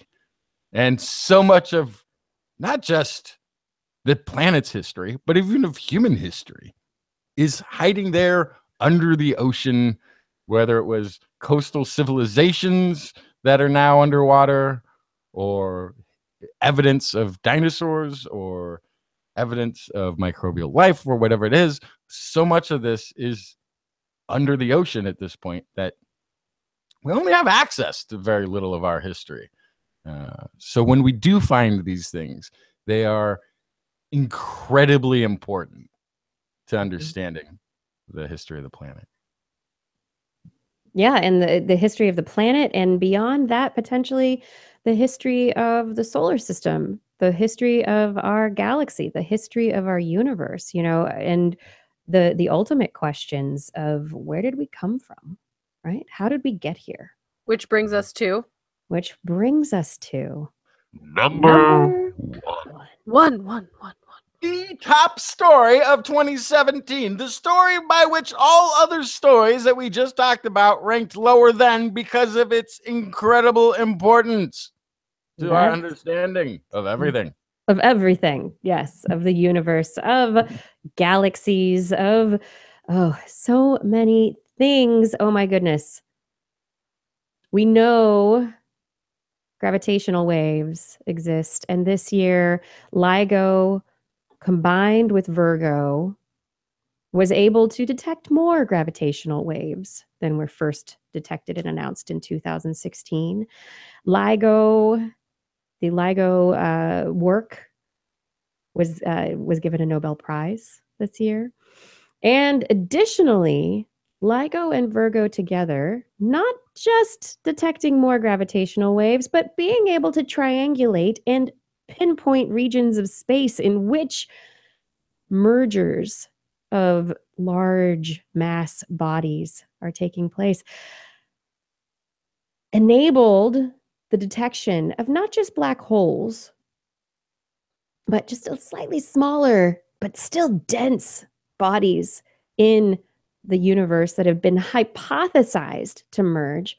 We detected the merging of two neutron stars in a specific area of space, which was then corroborated by detection of a light signal of a gamma ray burst occurring at the same place and point in time, which also enabled us to be able to validate another hypothesis, which is that gamma ray bursts occur when neutron stars merge. Dun, dun, dun. Okay, these are things that physicists, astrophysicists have hypothesized to take place. But now, with LIGO and VIRGO working together, it's beyond just these basic hypothesis validation things. We've been able to look at the light spectra emitted from this first detection of the neutron stars merging. We've been able to see the gravitational waves. We've been able to understand that the gravitational waves traveled at about the same speed as the speed of light. So the time it took for the gravitational waves was about the same as the speed of light, which means that people have talked about gravity being that gravitons or some kind of particle is responsible for gravity. And this is a little bit of evidence in that direction, because you've got a particle traveling, a frequency, a wave, something traveling at the same speed as the speed of light. Then you have, additionally, the understanding that the electromagnetic radiation that we saw enabled us to see what kind of heavy elements were created, where there's a mystery of where heavy elements come from. And now we're able to say, oh my goodness, gold and platinum, potentially they're coming from the merger of neutron stars. We're starting to put together the pieces of the universe. Our understanding is becoming richer, and it's just going to get better because we will see more of these things, and it's going to be able to answer even more questions in the years to come about models of how the universe works, how it's constructed, why things work the way they do. And it's big. It's a really, really big discovery. So LIGO 2016 was huge, and with VIRGO, it's gotten even bigger. And we reported this year that they're also now going to be using pulsars in space. Like, if you want to talk about more gravitational wave detection, researchers are going to develop a system similar to the LIGO VIRGO array here on our planet, but using pulsars in space to see the slight shifts in light coming from the pulsars, to be able to tell us about even fainter signals the signals from the merger of supermassive black holes. So this year we talked a lot, this year there were reports of when galaxies collide. We know at the center of galaxies, black holes exist, right? And so if galaxies collide, then as they're colliding, the black holes are eating lots of stuff, and eventually the black holes are going to collide with each other. And as that happens, we want to find evidence of it, but it's super low frequency information that's coming at us that we don't have a way to detect yet. So pulsars, new gravitational wave array, it's coming in the future. Researchers are working on it right now. We're going to learn so much more. It's going to be a new era of astronomy, according to the researchers. There are going to be new observatories added in Japan and India. So this gravitational wave network is growing. It's already discovered so much. There's more to come. The universe we're going to start picking it apart and seeing how it's built. And that's number one. The answer to life, the universe, and everything, And everything. is number one. Is that what you're saying? Maybe. That kind of makes sense. I get it. Yeah, so that does it for our list for this year. The top 11 of 2017. Everyone, let us know if you agree with the things on our list. If you don't agree, let us know as well. Actually, no, I don't want to hear with you. No. You can always let us know what your favorite stories of the year were. Yeah, and Ed Dyer sent in his recommendations, as well as some other people on Twitter. And thank you so much for your recommendations for stories for this year. There were a lot wonderful stories this year. Oh, but you know what? There were some more runners up. Yes, I have some thus in these last few minutes of the show. So you know how there were always pop polls your senior year? You'd pick the class clown, most likely to succeed. I kind of have those stories for the year. So first I have the crappiest story of the year. What was crappiest story of the year? It's all about how animals poop. And there was a rather dubious study we reported on the show in April about how all mammals, big or small, poop in approximately 12 seconds. Now, this study was part of they actually won an Ig Nobel, but once you look into it, their science was potentially equally crappy as their premise. They had 23 video clips from YouTube, a dog park, and Zoo Atlanta from 11 types of animals. And from this, they deduced all mammals poop in 12 seconds. I can tell you that is not true after many observations of my 6-year-old son. Yes. Yeah. My favorite, let's see if I can find my favorite sentence from this study. They said that the act of pooping is more like nudging preformed turd cylinders down a well-greased chute rather than squeezing amorphous toothpaste out of a tube. So feel free to think about that while you're brushing your teeth tonight. Then I would like to give this the Golden Turd Award. There you go, Golden Turd Award. There we go. Next I have the most adorable story of the year. It's all about how bees make a ridiculously cute whoops noise when they're startled or they almost run into each other. They go whoops, almost as if to say, oh, excuse me, I'm so sorry, excuse me, goodbye, good day. So bees, just making me smile on the daily. Then I had this year's proof of scientists' war on sports, or football. Can we stop now? It's all about chronic traumatic encephalopathy.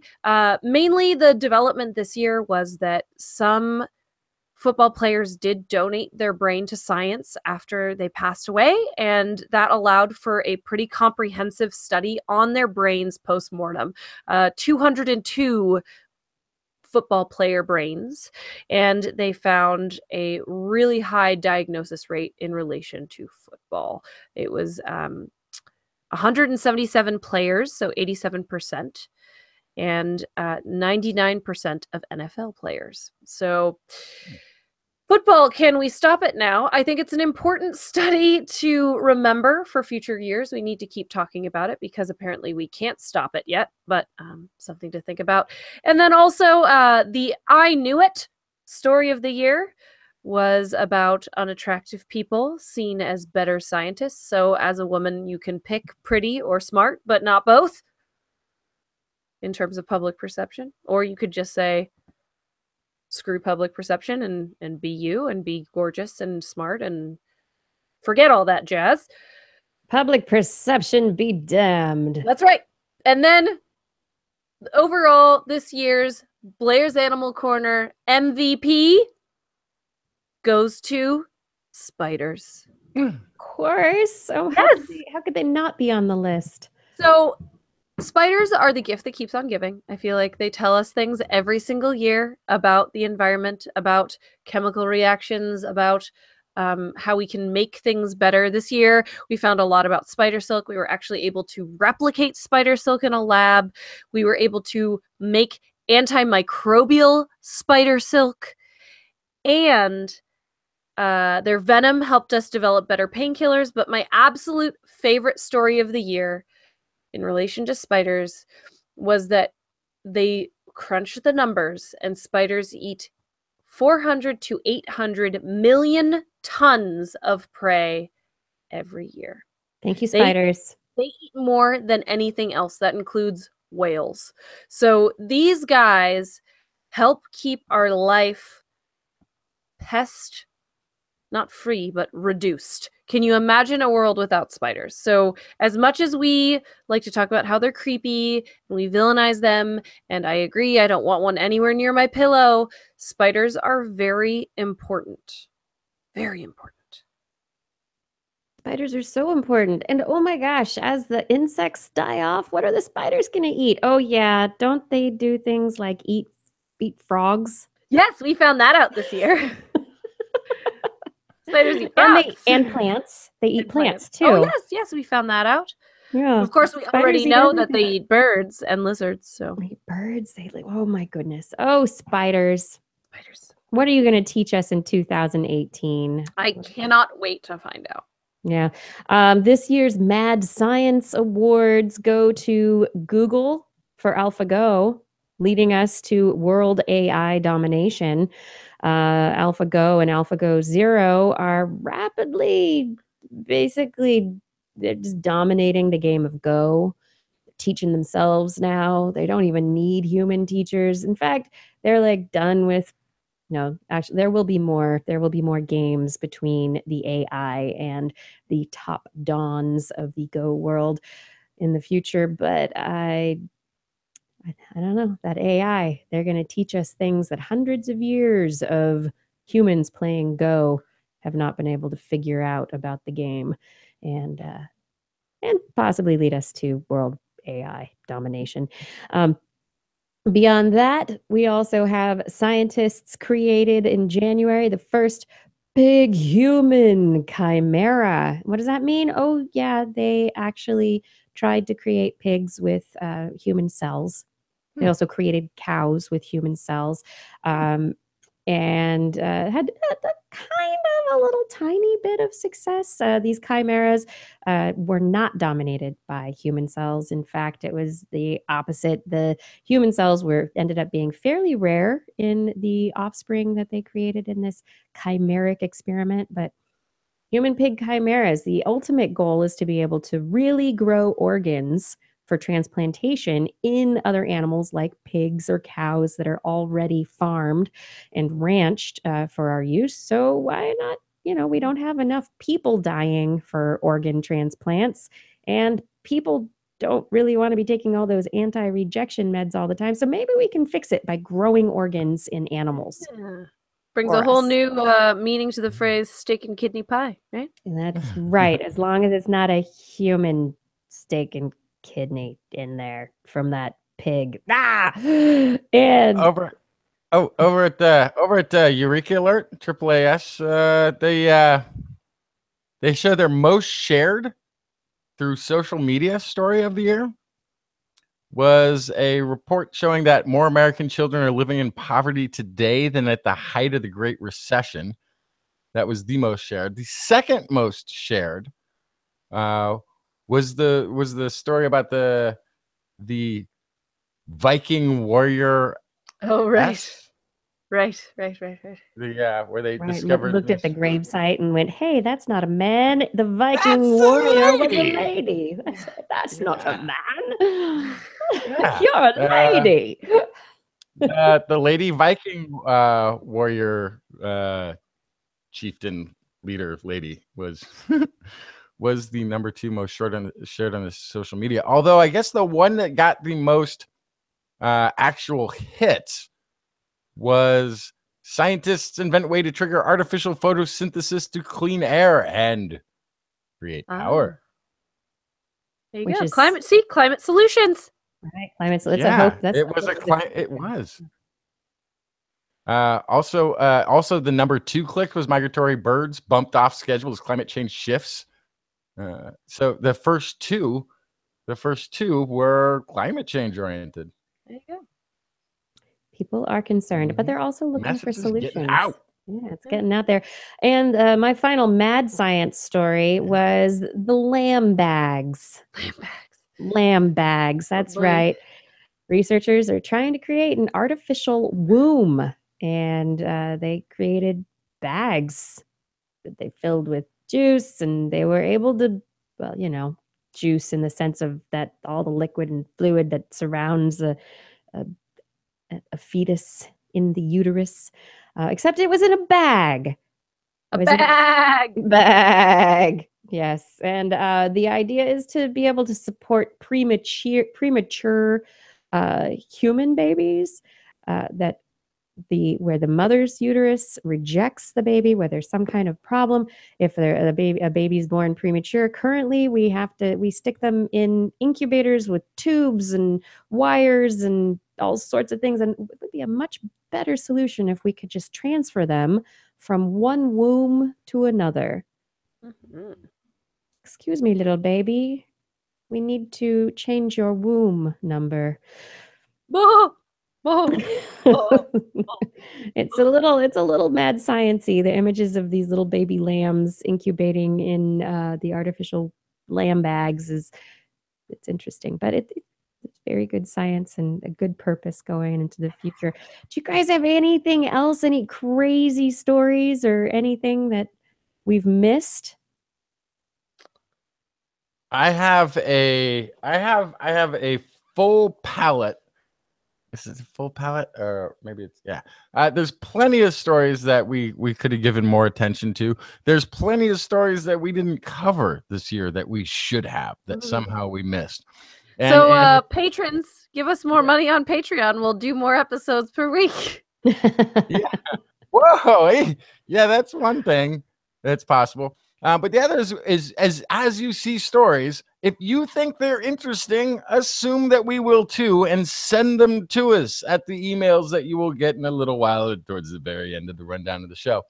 But I often do miss stories that I would find incredibly interesting, only to find them in my email inbox because somebody found it and sent it to me. And they become part of the show quite frequently. There's, of course, yes, if we had more hours in the day, every one of these stories that came out that we didn't talk about deserved our attention, deserved us talking and discussing. And hopefully we'll get to even more of them in this next year. Yeah, we do love them all, and we love talking about them. Fada in the chat room says, Tabby Star, you didn't talk about Tabby Star. Well, yeah, Tabby Star, that was a kind of a 2016 story with an update this year where researchers saw that it's the star, Tabitha Boydjian, detected, they call it Tabby Star as a nice nickname, with this weird dimming behavior where it dims and then it brightens again and then it dims again, and it kind of it's odd. It's not regular in its frequency. They don't really understand why it dims the way it does. But observations suggest that it is a star that has a cloud of dust surrounding it, that there's some kind of irregular ring of dust around the star that obscures it in a way that leads to this irregular dimming. And it's not a Dyson sphere. The boring answer is usually the most likely, unfortunately. And Could be a Dyson sphere that exploded. it could be. It could have exploded. a Dusty long one, time a ago. dusty Dyson sphere. How about that for a tongue twister? Dusty Dyson sphere. Yeah. Anyway, there were so many stories this year, so many that we covered, so many that we didn't cover and that were still interesting. And we've brought it down to these 11 top story categories and also kind of these runners up at the very end. But everybody, thank you so much for being a part of the show. Thanks for listening. Thanks for hanging out with us and counting down the year. I do love reminiscing at the end of every year and going back and going, oh yeah, that's when that happened. Oh, I remember that. That was so fun.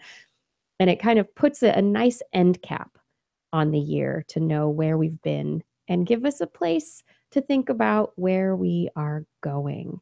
And next week is the first week of 2018. And in 2018, we will be bringing you first our annual prediction show. So it'll be a fun experience to go through the predictions that we made last year about what would happen in 2017 and see how we did. Usually we don't do very well. We make bold predictions. We make some bold predictions on this show. I like to do a mix of real predictions and also very humorous, take the fun out of poke fun at predicting a little bit. But so we will do that. And we will also make new predictions for 2018 about what we think is going to happen in 2018. Do you have predictions? Send them to us. Tweet them to us. Let us know what you think is going to happen in 2018. We'd love to get your input before our show next week, before we place our bets on what kind of a year 2018 is going to be, because I don't know if it's anything like 2017. Yeah. Woo, it's going to be another big year, people. Years of highs and lows. All over the place. All over the place. Hot Rod, no, the world is not going to end in 2018. Stop that. All right. It is time to end this show, though. Just real quick, too. I'm just to throw this on the end of the show. If you're going to make a doomsday prediction, don't make it like this year or next year. You need to make it at least 7 years out. That gives you time to build a cult following and to have people start anticipating. It takes a while to get the word out. You can't just make it right away. It's a process. Plus, you have to plan Twistmageddon. It's a whole thing. Yeah. So, yeah. You can't just throw out the end of the world like tomorrow. You won't. One person might believe you and like cancel some plans that day, but they won't really. Yeah. All right. Giving advice for how to predict the end of the world. Thank you very much. And everyone out there, once again, thank you so much for joining us for our end of the year show. It has been so much fun to share the year with you, reminisce about the old, and get ready for the new. Remember, we still have TWIS calendars available. If you head to twis.org, you can find information about that. Additionally, January 18th, the new year, January 18th, we are going to be in San Francisco at SF Sketch Fest, live at the Cal Academy of Sciences. And we hope that you will join us there.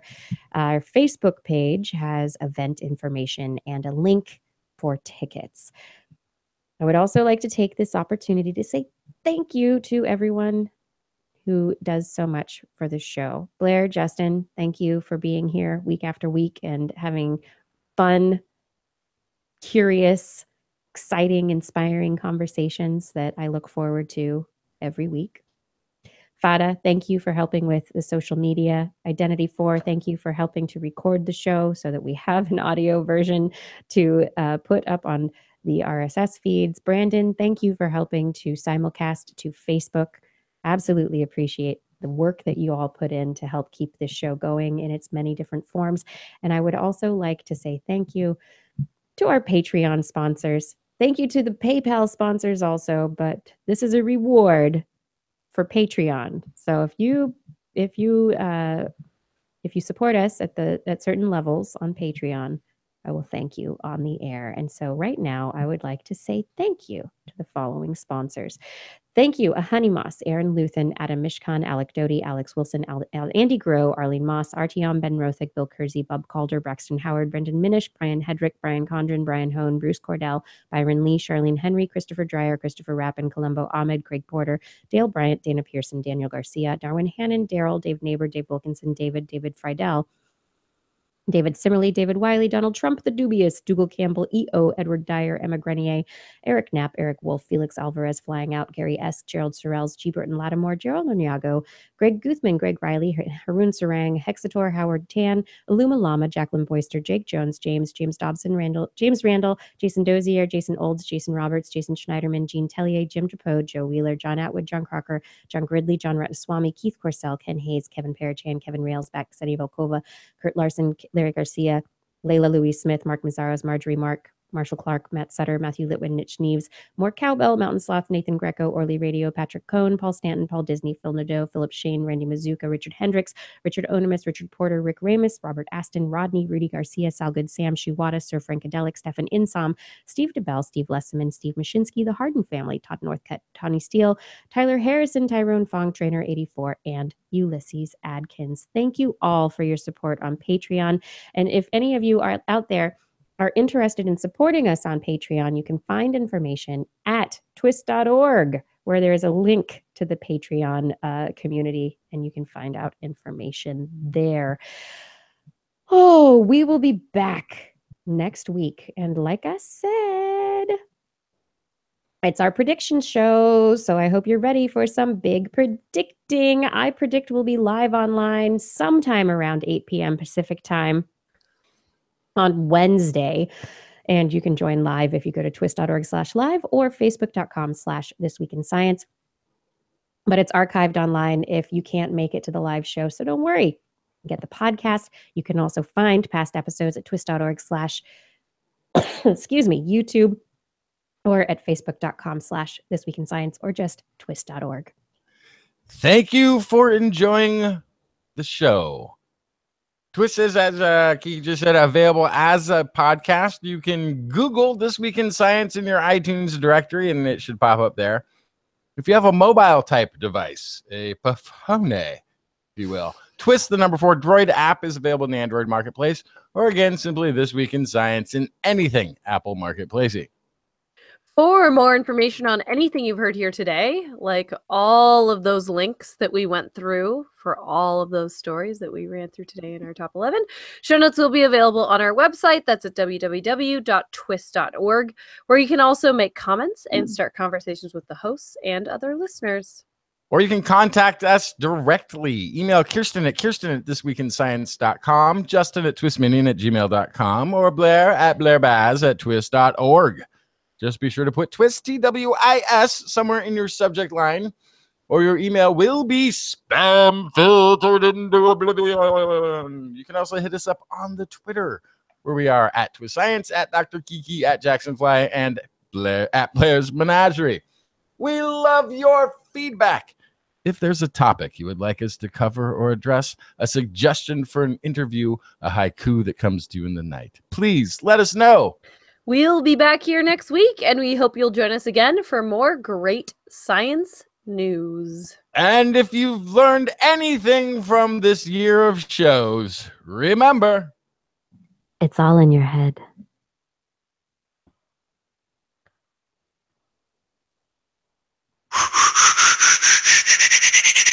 This Week in Science. This Week in Science. This Week in Science. This week in science, it's the end of the world. So I'm setting up shop, got my banner unfurled. It says the scientist is in, I'm gonna sell my advice. Show them how to stop the robots with a simple device. I'll reverse global warming with a wave of my hand. And all it'll cost you is a couple of grand. 'Cause this week's science is coming your way. So everybody listen to what I say. I use the scientific method for all that it's worth, and I'll broadcast my opinion all over the earth. 'Cause it's This Week in Science. This Week in Science. This Week in Science. Science. Science. This Week in Science. This Week in Science. This Week in Science. Science. Science. I've got one disclaimer, and it shouldn't be news, that what I say may not represent your views, but I've done the calculations and I've got a plan. If you listen to the science, you may just better understand that we're not trying to threaten your philosophy. We're just trying to save the world from jeopardy. Jeopardy. And This Week in Science is coming your way. So everybody listen to everything we say. And if you use our method instead of rolling a die, we may rid the world of toxoplasma gondii. 'Cause it's This Week in Science. This Week in Science. This Week in Science. Science. Science. This Week in Science. This Week in Science. This Week in Science. Science. Science.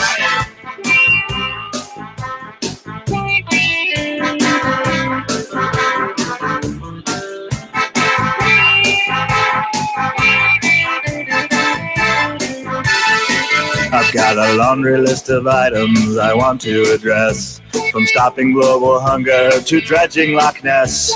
I'm trying to promote more rational thought, and I'll try to answer any question you've got. But how can I ever see the changes I seek when I can only set up shop 1 hour a week? This Week in Science is coming your way. You better just listen to what we say, and if you learned anything from the words that we said, then please just remember it's all in your head. 'Cause it's This Week in Science. This Week in Science. This Week in Science. Science. Science. This Week in Science. This Week in Science. This Week in Science. Science. Science. This Week in Science. This Week in Science. This Week in Science. This Week in Science. This Week in Science. This Week in Science. This Week in Science.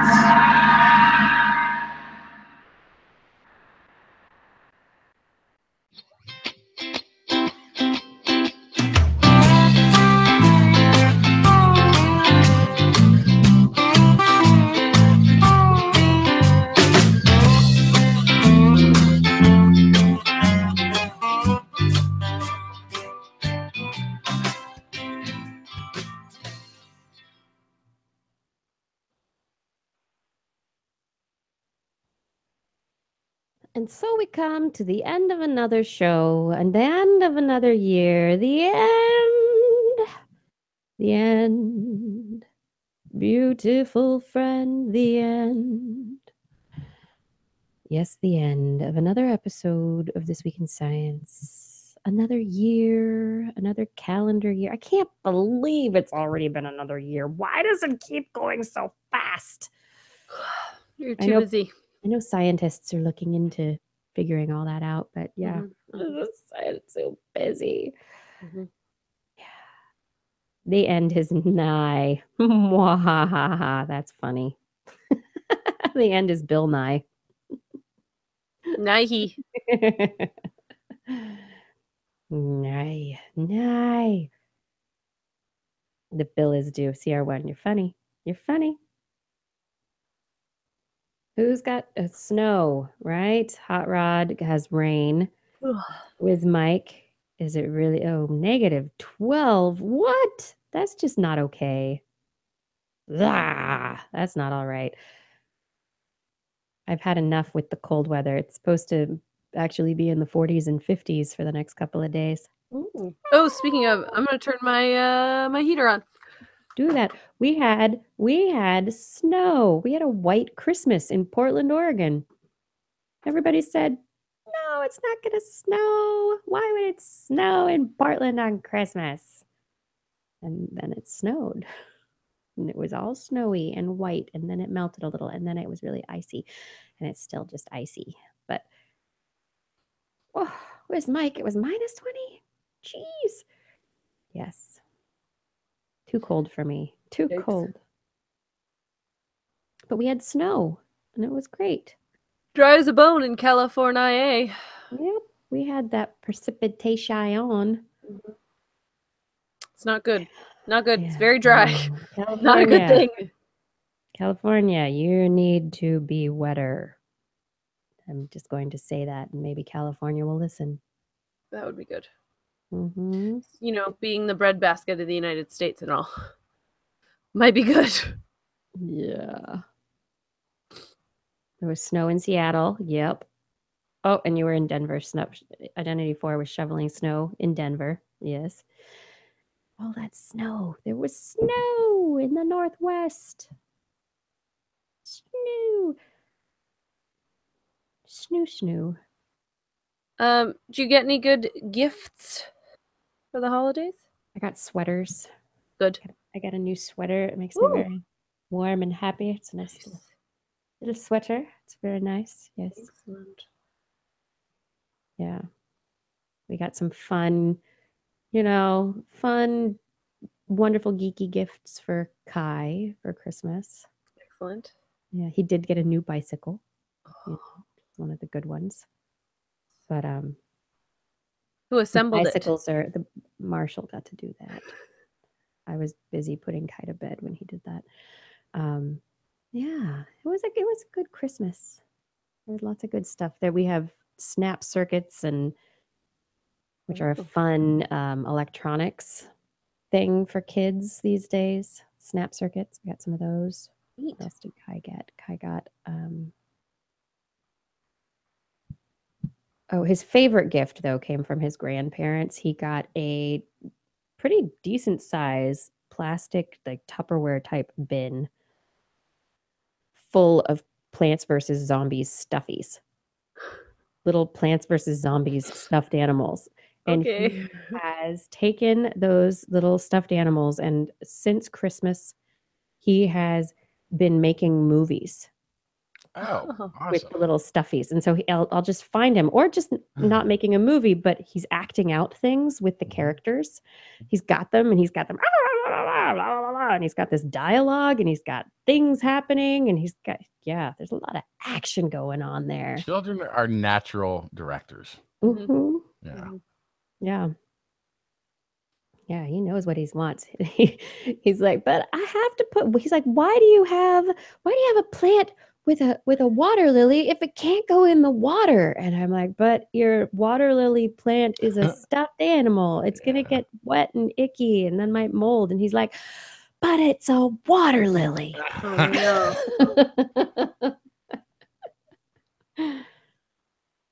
I'm going to have to get him to introduce me to all the characters, because he knows, I think, every Plants vs. Zombies plant type and zombie type and the things these children use their vast brain storage for. Stem cells. Are you looking? What are you talking about stem cells in the chat room, Blair? Dave Friedel said 200-year-old Blair will be something to see or hear the creaking. That's right. She won't be creaking at 200. No, I'm going to look just like I do right now, if not better, thanks to those glorious stem cells. Stem cells. I would love a musical about stem cells. Oh, what's the did somebody get snap circuits? I was missing. Yeah, Kai got snap circuits. Oh, I love those. Circuits. Actually, I've got a whole case of them over there. Yeah, awesome. those are a blast. Those are so much fun. Endless hours of entertainment. Yeah, make things. Yeah. Make things go. Yeah. Show. Merry Christmas. Merry Christmas, Dave Friedel. Panoramic, good to see you in there. All these people in the chat room, so good to see you. Oh my goodness, Panoramic has stored 1,700 million stem cells Nice. for her daughter. Yeah, Cool. that's what you do with the cord blood, right? Mhm. The cord blood storage time. I did not end up doing that with Kai. I thought about it. It was expensive and awkward, and I don't know. I also kind of think that from the show, like, all the stories are kind of like, I don't know if it's gonna be necessary. Yeah, because you can just take your own skin and revert them Yeah. back to stem cells. That was one of my favorite stories, but I'm potency. not sure if that was this year. Yeah, I think that was last year. a few years ago. yeah, there was what happened recently though, where they did something with a vector and they applied electricity, some kind of electroporation of the skin to get some of genetic editing vector in that led to creating induced pluripotent stem cells in the lower Yeah, I layers. think that's what I'm talking about. Yeah, that was this year. Oh man, Yeah, we missed that one. That was a might good be one. one of my favorites. I also really liked all the Face identity. sperm as cancer Oh, treatments. That was another one. This There was were a two big of those. I was surprised to see another one of those from like February. We talked about it. Mhm. But I can't remember what the like very intricate difference was between the one we talked about last week, I think it was, and then the one in February. But we talked about it twice this year. Yeah, being a vector for destroying cancer. Mhm. Yeah, sperm came up many times throughout the year. As it does. Yes, it does. Sperm comes up from time to time. Right, Ed from Connecticut, electrified stem cells, part of a movie plot. Yeah, usually it doesn't end so well, right?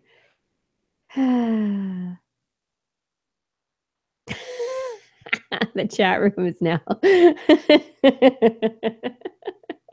Yeah, the chat room's gonna takeaway is gonna be sperm cures cancer. That's right. What did sure. we talk This about is in the the last talk- show of the year? Sperm cures cancer. There you No, go. it's sperm carries the cancer killing Yeah. thing Sperm and cures magnets, cancer. and it's a whole smoke and mirrors operation. That's right. Smoke Justin, and not a sperm real doctor. and magnets. Cures Sperm and all that ails you. and harnesses. Yeah, the magnets were on harnesses on the sperm. That's right. Little magnets on sperm back. It's true. Little magnet jockeys. Hiya! Dun, dun, dun, dun, dun, dun, Good dun, night, dun, Fada. dun, dun, dun. Good night, Fada. Oh, happy end of the year. What?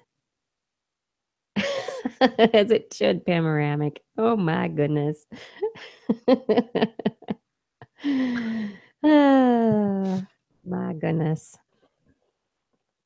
Live shows. I do love them so. We told you, panoramic. You take the sperm, you harness on one of those magnets in cartoons, You put a little right? The saddle U on magnet, it. and then you Put a go, magnetic saddle on it. "Go get the cancer, boy! Go ha!" And then he goes. Yeah, see, that's how it works. With its little whip tail. Yeah. Yeah, he goes chasing the cancer. Chase the cancer. Chase the cancer. Oh, gracious. Let's see. So, yeah. Kiki, it's why that are people time. stealing the calendars? What's happening with this? I don't know. That's the second. That's the, I the don't second understand. one that arrived empty, and I don't understand it either. What? I don't get Yeah. it. I got this returned to me in the mail. It was empty. Like it had been opened and ripped open, and then no calendar in it. The exact same thing happened to one of our patrons who I work with now. He he got that exactly. You got an Really? envelope where it's torn, and there was nothing inside. Well, I will send. That's what I'm. I will send the calendars. If Sorry, it's Kiki. damaged. I don't get it. Wah. So first of all, how in the mail system is this happening? But second of all, like, really, you're gonna steal a calendar? I know. What do you think is in there? The Amazon effect. Yeah. So, what was the story? Somebody, it went viral the other day. A woman in San Francisco was tired of people stealing her packages that the delivery people were just leaving on the doorstep, and so it just kept happening over and over again. And so eventually she started taking Amazon boxes and filling them with her used cat litter, and then leaving those on the porch. And so those started getting stolen too. Nice. And so she's getting rid of her used cat litter, Uh-huh. and she's potentially deterring the thieves from coming back again. Good one. It's good, yes. Yeah. What I do now is I just put the address of my my UPS mailbox Yeah. so that nothing comes to my door anymore. It's the best way. Yeah. I've been using the work address. Yeah, to exactly. receive. I don't have another work address, so but that's exactly what you do. And Mhm. then things come in, and if it's like the holiday time and you're having deliveries of presents, the kids don't know about it. Mm-hmm. Good. Nobody steals anything off your doorstep. Yeah. Yeah. But like this But thing these goes in the things- mail slot. I don't get it. Yeah, this is mail slot size stuff. But this one, I mean, this has a US Postal Service. We're sorry that your article was damaged during processing. Ugh. I think it's part of an elaborate Illuminati effort to prevent science Oh, that coloring must be calendars it. from falling into the Must hands be of the it. general public. Yeah, I got a Christmas card from Top Ulysses. secret cutting edge stuff. Got a Christmas Oh, card from yeah. I you. did too. I did too. Nice. Oh, you got a Nice. different one. Mine had a nice house on it. Mine is the Dr. Seuss, the Who's down in Whoville. Oh. Yes, liking Christmas a lot. TWISmas. I enjoy TWISmas, yes. I don't know, but I have a thing from the Mail Recovery Center, and that says something about I can try to recover my lost items. I'd love to know, why didn't they just put it back in the envelope? If they have the missing item, why didn't they just put it back in the envelope? Oh, because they can't just that's mail forgery. See, they need They need to you know. to document your permission for them to re-enter the mail. That seems like ridiculous. Ugh. Dudes, I hope somebody in the U.S. Postal Service in Seattle is enjoying a TWIS calendar. Yeah, really. I hope And that's also what I here hope. in San Francisco. Yeah. Ah. Man. Oh well. Dave Friedel, I think so. People are dying to color into calendars. I hope That's what so. they're doing. They just really want to color them in because they're amazing. Dave, are you having fun coloring the calendars? I hope you're having fun coloring your calendar. I'm gonna eat my crackers now. Should I tell everybody about why the crackers made me cranky? Cranky crackers. I would like you to look at these crackers. What stands out to you about these crackers? They look like almonds. I And don't know. they look like cracker crumbs. There's not really any big enough pieces of cracker that you could dip it in hummus or put some cheese on it. This was one of those like nice boxes of crackers that you spend $4 or $5 on so that you can take it to a holiday party. And I did that. I spent the money on the crackers And then I got it home and I was like, all right, I'm going to put together this cracker and cheese thing, take it to the party. And the entire box of crackers was broken. The whole box. I spent like $5, $4 or $5 on cracker crumbs. Cracker crumbs. Cracker crumbs. So I was cranky because of the cracker crumbs. Yep. Mm-hmm. I mean, you buy a cracker, it's what you're gonna get, maybe. It's you gotta expect the cracks in the crackers at some point. But push it, make it, push it. Why do you have a unicorn? Is that a unicorn, Justin? Or is that what's going on there?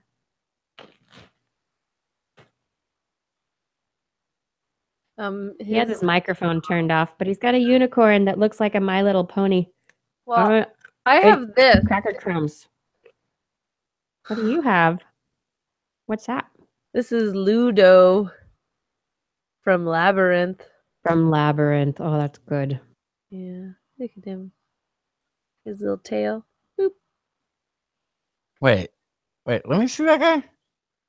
It's Ludo. Hi, Ludo. So when you come to Portland, we can go to the Fernie Bray, which is this wonderful art gallery / store in the southeast of Portland that has it's a gallery primarily for the art of the Froons. Brian Froond and his wife, and they did the art and made the puppets for the Dark Crystal and for Labyrinth. So they were in Jim Henson's Creature Shop. They were. Oh my gosh, that's amazing. Yeah, and there are these amazing pictures, and there are these creatures in the shop that are so cool.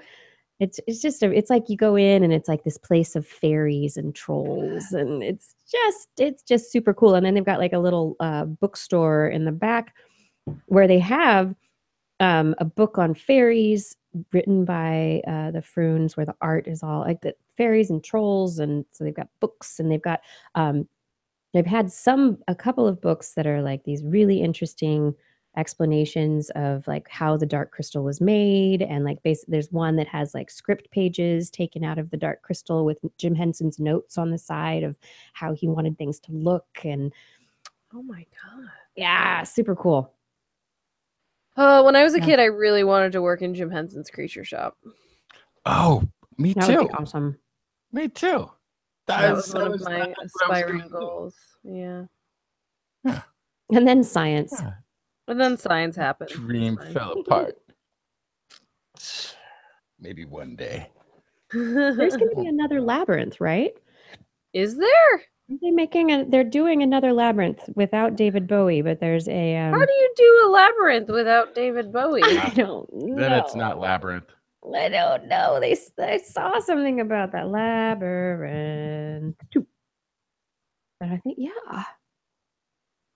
Snopes. Wait. 2018. Oh, fan-made.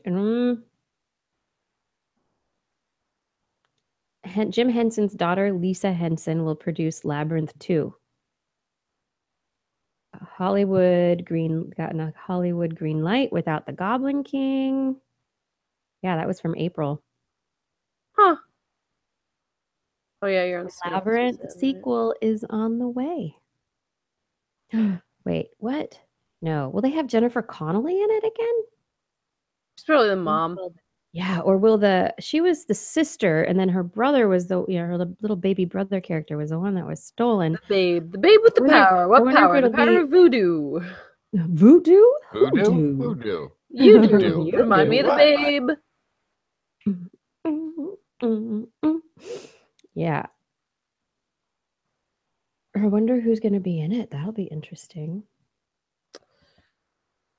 This seems very dense. A lot of people making guesses. There is a bunch of guesses. I don't know. It won't be. It can't be as good as the original. Oh, Guardians of the Galaxy Raider attached. That's cool. Then it might.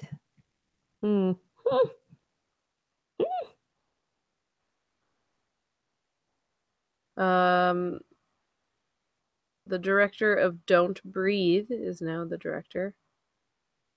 I don't know how to say It's that. like a horror movie, wasn't Feed Alvarez. Fede Alvarez. I don't Fede. know. Yeah. Ooh, cool identity. Thanks for that link from the Denver Zoo. Cold animals. Yes, Panoramic. This is an Atari shirt I'm wearing. Of course it is. Ooh, little snake eye.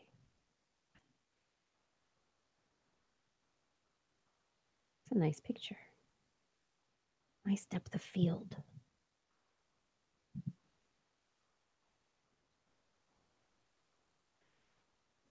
I liked Guardians of the Galaxy. And as much as people didn't like Guardians of the Galaxy 2, I liked Guardians of the Galaxy 2 also. I liked both of them. Mhm. I watched none of them. Oh, they're fun. They're very fun. I have to say, I am looking forward to. I've been getting into the whole Marvel universe and rewatching the Iron Man movies and Thor movies and the Avengers and all these movies with Kai. And I'm really looking forward to Infinity War, which is going to bring everyone together. And oh my gosh, it's going to be epic. Yeah, I'm pretty excited too. I'm super excited. Okay. I can't imagine getting the Guardians of the Galaxy together with Thor. I really like Chris Hemsworth with his haircut. The only show that I've been watching is actually on when we're on. So I always have to catch up like after the fact. I have to wait till it gets into the on demand on my. Are you saying you would watch a TV show when it's on TV? That is so like 10 years ago. I know, but it's the one show that I watch that I like that I'm like, oh, I want to watch. Can't wait to see the next episode. Oh, that's right. I gotta wait a little longer because I gotta. But it's the one show. What is it? On Vikings. Mm-hmm. I love that show. I just got super into Dirk Gently's Holistic Detective Agency. Blew through the first season. Could not wait for each new episode this season, and I just found out it got canceled. I'm devastated. Oh, no. Did it really? Oh no, devastated. Because I haven't gotten around to, and I think I caught a little bit of a thing, but I did just because it's Douglas Adams, of course. I did just mostly re-listen to. It started because it was on the radio. It was on KDVS. They were doing Hitchhiker's Guide to the Galaxy, the original, and it was coming out over the radio. And I was driving somewhere that I was in the car for a decent amount of time, but then had to get out of the car and go into a day, and I didn't get. And I was just like, oh, I miss this so much. This is such pure genius. That I went back and I rewatched the original Hitchhikers, and it's just so good. And I don't think I could, and Douglas Adams is the origination of Doctor Who's sense of humor. And I don't think from the little bits that I saw of Dirk Gently's Detective Agency that I didn't feel like I was gonna like it, and I was afraid to watch it and not like something with a Douglas Adams generation. But it's very that happened. Adams. It's very Douglas Adams. Yeah, and that happened to me with the Doctor Who reboot. I was like, no, there's no way. And of course it. Yeah. So I should overcome my fear of not liking something that I will love and overcome your fears. So Justin. Watch things. I don't have many fears, but the ones that I do are totally freaky, man. That's why they're my fears.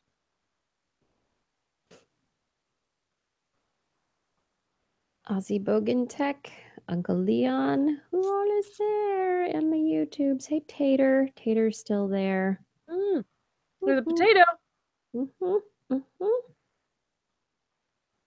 today. Wonderful conversation with Kai.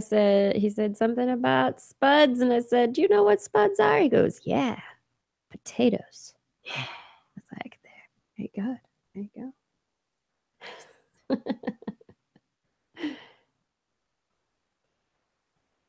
Oh, derpy emu. I want to see a derpy emu. Emus are always derpy. That's what makes them so great.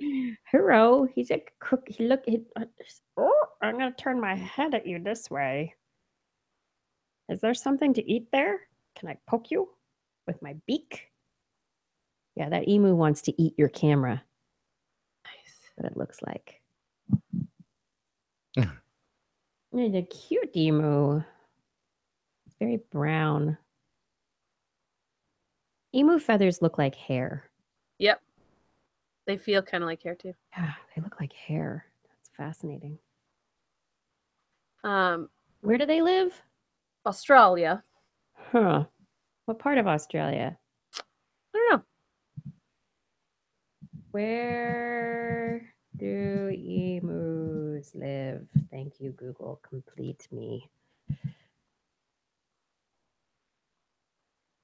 Through most of the continent, ranging from coastal regions to high in the snowy mountains. Once they were found in Tasmania, but were exterminated soon after Europeans arrived because Europeans did that. They ate them. They ate. Europeans ate your emu. That would explain why I didn't know, because the answer is all over.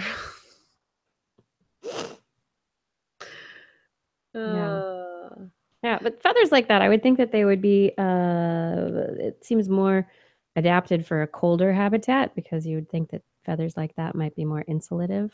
I think they're all for display because they go like this and they shake them flap around. Yeah. And it's like, oh, you look like the best dust mop.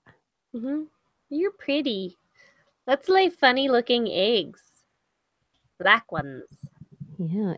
Emu display. And I don't mean like a museum display. Yeah, no. You have to go like sexual selection display. That's what I need to do because I ended up with a some dash unit. Yeah. Technology stealing biology words. Sexual display. Yeah, emus are the one with the crazy colored eggs. So I always think they're black, but some people say they're green. Well, they might be green. I don't know. Here, let me screen They're share. dark. Oh, look at those fluffy feathers. I see you. Somebody asked if they're delicious. I once had an ostrich egg, and it was okay. It was very rich. It was kind of like fried up, almost mealy. One looks black and then one looks green, or some look green. So I don't know. Yeah. Look at this little muffin. This is the way they look when they're babies. Oh, they're so cute when they're babies. Emonini. Look at him. I want a baby emu. But that one has a diaper on? That's weird. You can't have an emu if you need to diaper it. No, get out. Diapers for birds. Here's a tiger salamander on an emu egg for some reason. Because funny. The internet, I guess. Because, yes. I like the carved kind of decorated emu eggshells. Those are beautiful. I know. I need an emu egg so I can add to my egg collection. Oh! I want somebody to carve me something on the outside of an emu egg. Did I show you my latest addition to my egg collection? Mm-mm. So, to build it up, you guys know I have a Rhea egg. And I have my favorite, the first one I got, my ostrich egg. Oh my gosh. And I have a swan egg. So have all of these like had a pinhole put in them and had the insides blown out? Yep. Yeah. There you Cool. go. But my latest, of course, it's in this mealworm container. What's in there? Not mealworm. Ah! It is. Yeah. Guys, emu egg carving is a real thing. They're beautiful. Etched emu eggs. I want Here one. we go. This is a Tinamou egg. Tinamou. It's pink. Hi, Tinamou. It's more like a taupe. It's like, yeah, it's in the context of like actual lighting, it's a Yeah. little bit more pink than it's coming Yeah, off. more rose colored. Yeah. Yeah. But it's really pretty and it's very shiny. I have Oh my to find a good goodness. display for it.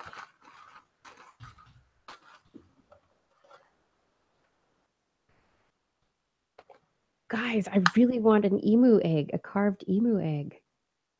You can probably have one. They're beautiful. You can probably buy one on Why? Etsy. Why emu eggs? Why? Because they're the only one that's green or black or whatever With you the wanna white call it. underneath, though. Mhm. Yeah. They're the only ones. They're really pretty. What? I've never heard of that before. How interesting. Yeah.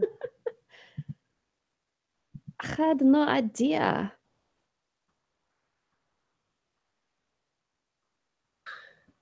Dave, Who's this it's guy? not that I'm wearing clear nail polish. I'm not wearing any at all. Ugh. Hey, Blair. What?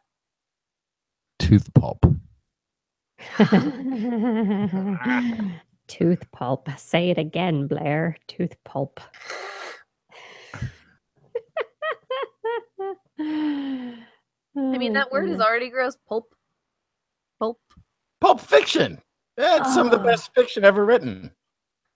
But pulp is a gross word. What do you think about tooth pulp? And then the thing How is is that pulp a gross the word? second Where you else say are you seeing the word pulp? I only consider it like pulp as in fiction, like they were pumping out lots of these, and I think some of the possibly some of bad writing, but some of the best writing because you had people who were probably trained in the classics because that's all there was. There wasn't all the crap literature that's come since.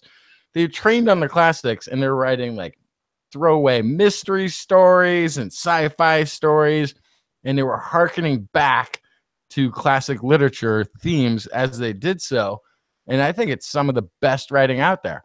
Orange juice, some of it can have pulp. That's a little hardier. Orange pulpy juice. to me, I think about like overripe, like squishy fruit. Why don't you like fruit? What's wrong with fruit? What is? But really, for I feel me, like it's like the healthier orange juice, like for not me, fake stuff. the reason tooth pulp grosses me out so much is that tooth stuff kind of inherently grosses me out. Like if you get like if you ever accidentally bite down on a fork, right? And then like does that ever happen to you? No. What? Or why are you accidentally biting forks? Or if like something hits you in the tooth, or if you're like drinking something hot and then all of a sudden you drink something cold and then like it hurts, right? So like all those kind of tooth related sensations, I'm like kind of grossed out by. Why and are then you know why your teeth are so sensitive, Blair? Because you're over brushing. This is what's taking place. Your fixation on dental hygiene is causing you to overbrush, and now you have sensitivity. You've got this little exposed nerves on your teeth, and that's why toothy stuff. Well, but tooth pulp, you see, makes me think about like when they're like doing a deep clean on your teeth, right, at the dentist, and they're like scraping away at your teeth. I hate that sensation, right? I love and it. So, it's the most relaxing feeling. And so thinking about that, and they hit you with the needles in the roof of your mouth, so you don't, and then they're pulling your head over here and over there. No. That's not what I'm talking about. I'm talking about deep clean. I'm talking about they do local anesthesia for that. They well, that's the problem. They just scrape. Scrape away at your tartar with this metal hook, and it makes this like scraping sensation on your teeth that I hate. But you think about tooth pulp. You think about like gooey insides. Yeah, I know. You think about like gooey insides like oozing out through breaks in your dent. It's so gross. Why is it oozing out? Stop oozing out of your teeth. You're not oozing out of your teeth, Blair. You're a biological entity on a planet that is revolving. Gravity will continue to work. Inside of you, there are microbes that are handling all the necessary functions. And your tooth pulp isn't sliding out through the cracks just because you're getting a cleaning. Everything is under control. But it does when you lose your dentin, which is the whole problem. But that's what stem cells are for.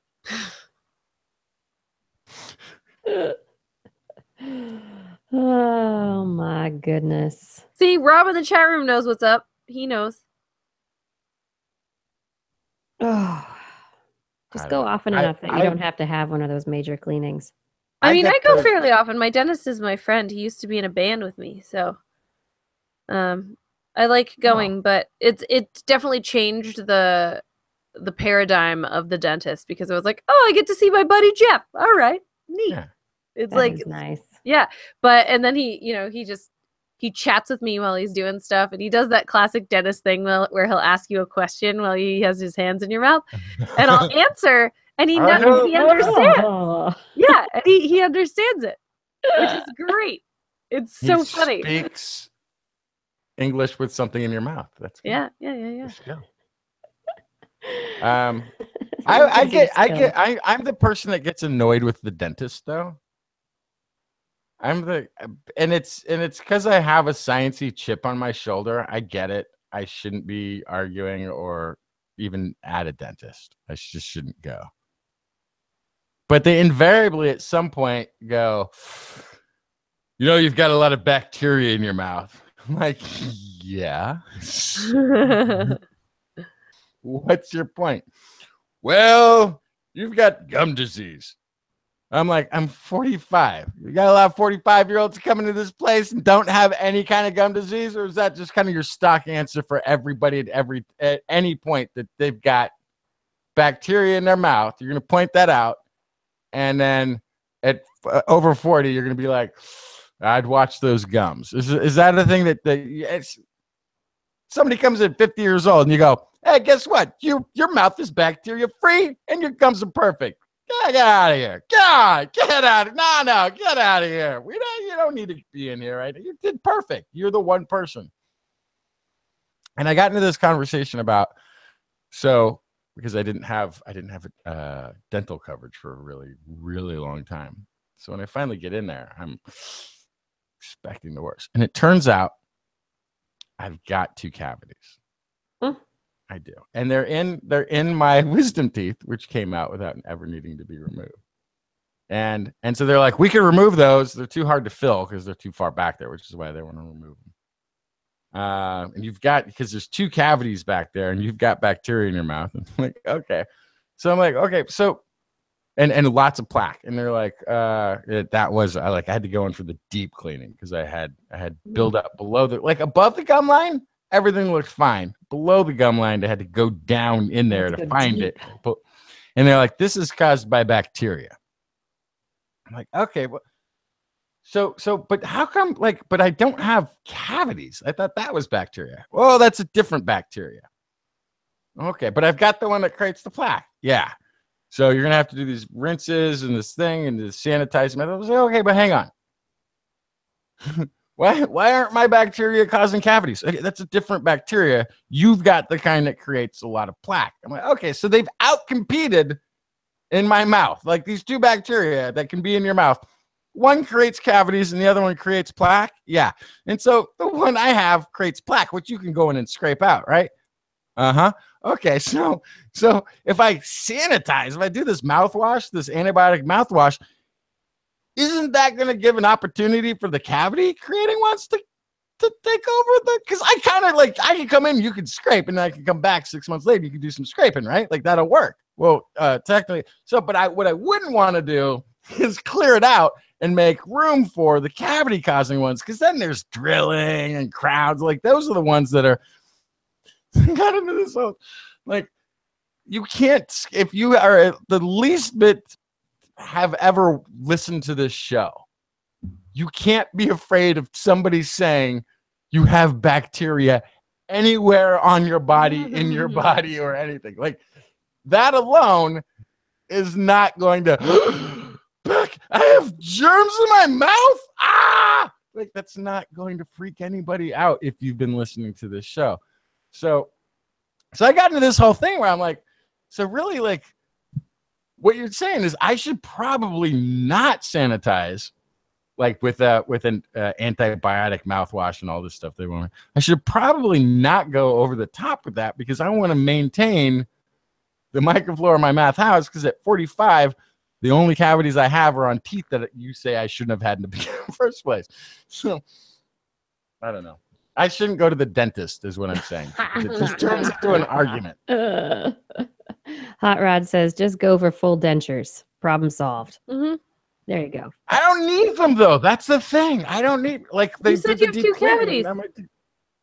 Oh, yeah, but they're way back there. By the time they get forward, I'll be gone. If you get if that goes down into your root, that is like that is so painful. Right. And as long as I have the plaque forming bacteria in my mouth, they will be fighting for every square millimeter of tooth space. And You have interesting hypotheses, Justin. I'm just saying, I'm 45 years old, and I have only 2 cavities. I can't wait till you. For somebody who didn't have like proper like dentist cleanings ever, they're pretty good. They're pretty good. And I challenge, which I know, like, because if it's not me and they say you've got bacteria in your mouth, and like and you're somebody who isn't a listener to this show, that would freak somebody out, right? No. So I feel like they've lied to me, right? Like I feel like they were like they're intimidating me, or don't know the whole truth. Maybe they don't. Maybe dentists are idiots, and that's what it is. Good night, that could be, I guess. No, Justin, stop it. No, I don't believe that, but I do believe that, like, it's like lack of scientific knowledge on some level is used aggressively towards patients in dentistry. I also think that they may be simplifying what they're trying to say in a way that scares you into accepting whatever treatment they want to offer. They just want people to take good care of their teeth, and nobody does that. I suppose. But I guess, and I have to qualify this, like I did go to a dentist about 20 years ago that told me I had 8 cavities. They were lying.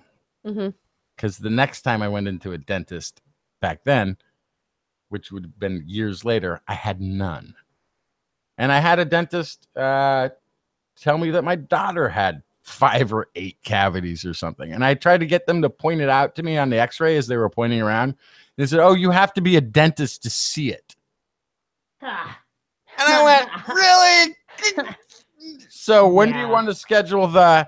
I don't. Thank you. Yeah, no thanks. Off to another dentist, and sure enough, clean checkup. So it's about finding the right person.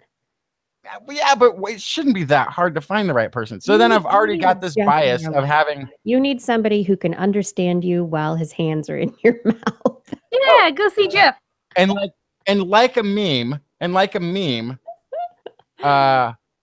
me and my Republican friend, who's no longer a Republican friend, had dentists who were saying that our children needed their jaws widened. Like, I never heard of this was a thing you could do, and suddenly it was showing up. Like, wow, your kids as well as mine. Interesting that we're all getting this information that we didn't even know existed all of a sudden. And interestingly, I haven't heard since. So I don't know. I think that's a field that it's like if I go to my doctor and he says, yeah, well, we'll just amputate it. Like, that's what I feel the level of dentistry is on some degree. On the other hand, I had a crown put on a tooth. I don't even know what side of my head it's on. Like, that thing blended in so well that they did an amazing There's good job. and bad dentists, just like there's good and bad everything. Mm-hmm. It's really hard to paint with a broad brush an entire group of people based on a couple of jerks. Or crackers. There you go. Yeah. All right, it's Good and almost bad 11. crackers. Are we done talking about dentists? May I go to Yeah, bed? we better be. Mhm. Okay. Say goodnight, Pretty Blair. Good night, Blair. Say Mm. good night, Justin. Good night, Justin. Good night, Good night, Kiki.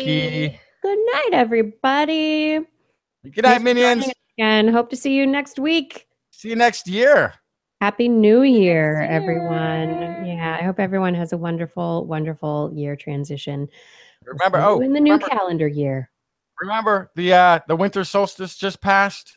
That means the days just get brighter all There you winter long.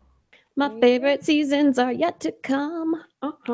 There we go. Or longer. Maybe they're That's not right. brighter. Maybe they're just longer. Which is Okay. brighter. Take Longer past daylight. All right. every All right. Good night. year. Good night, all. Thank you.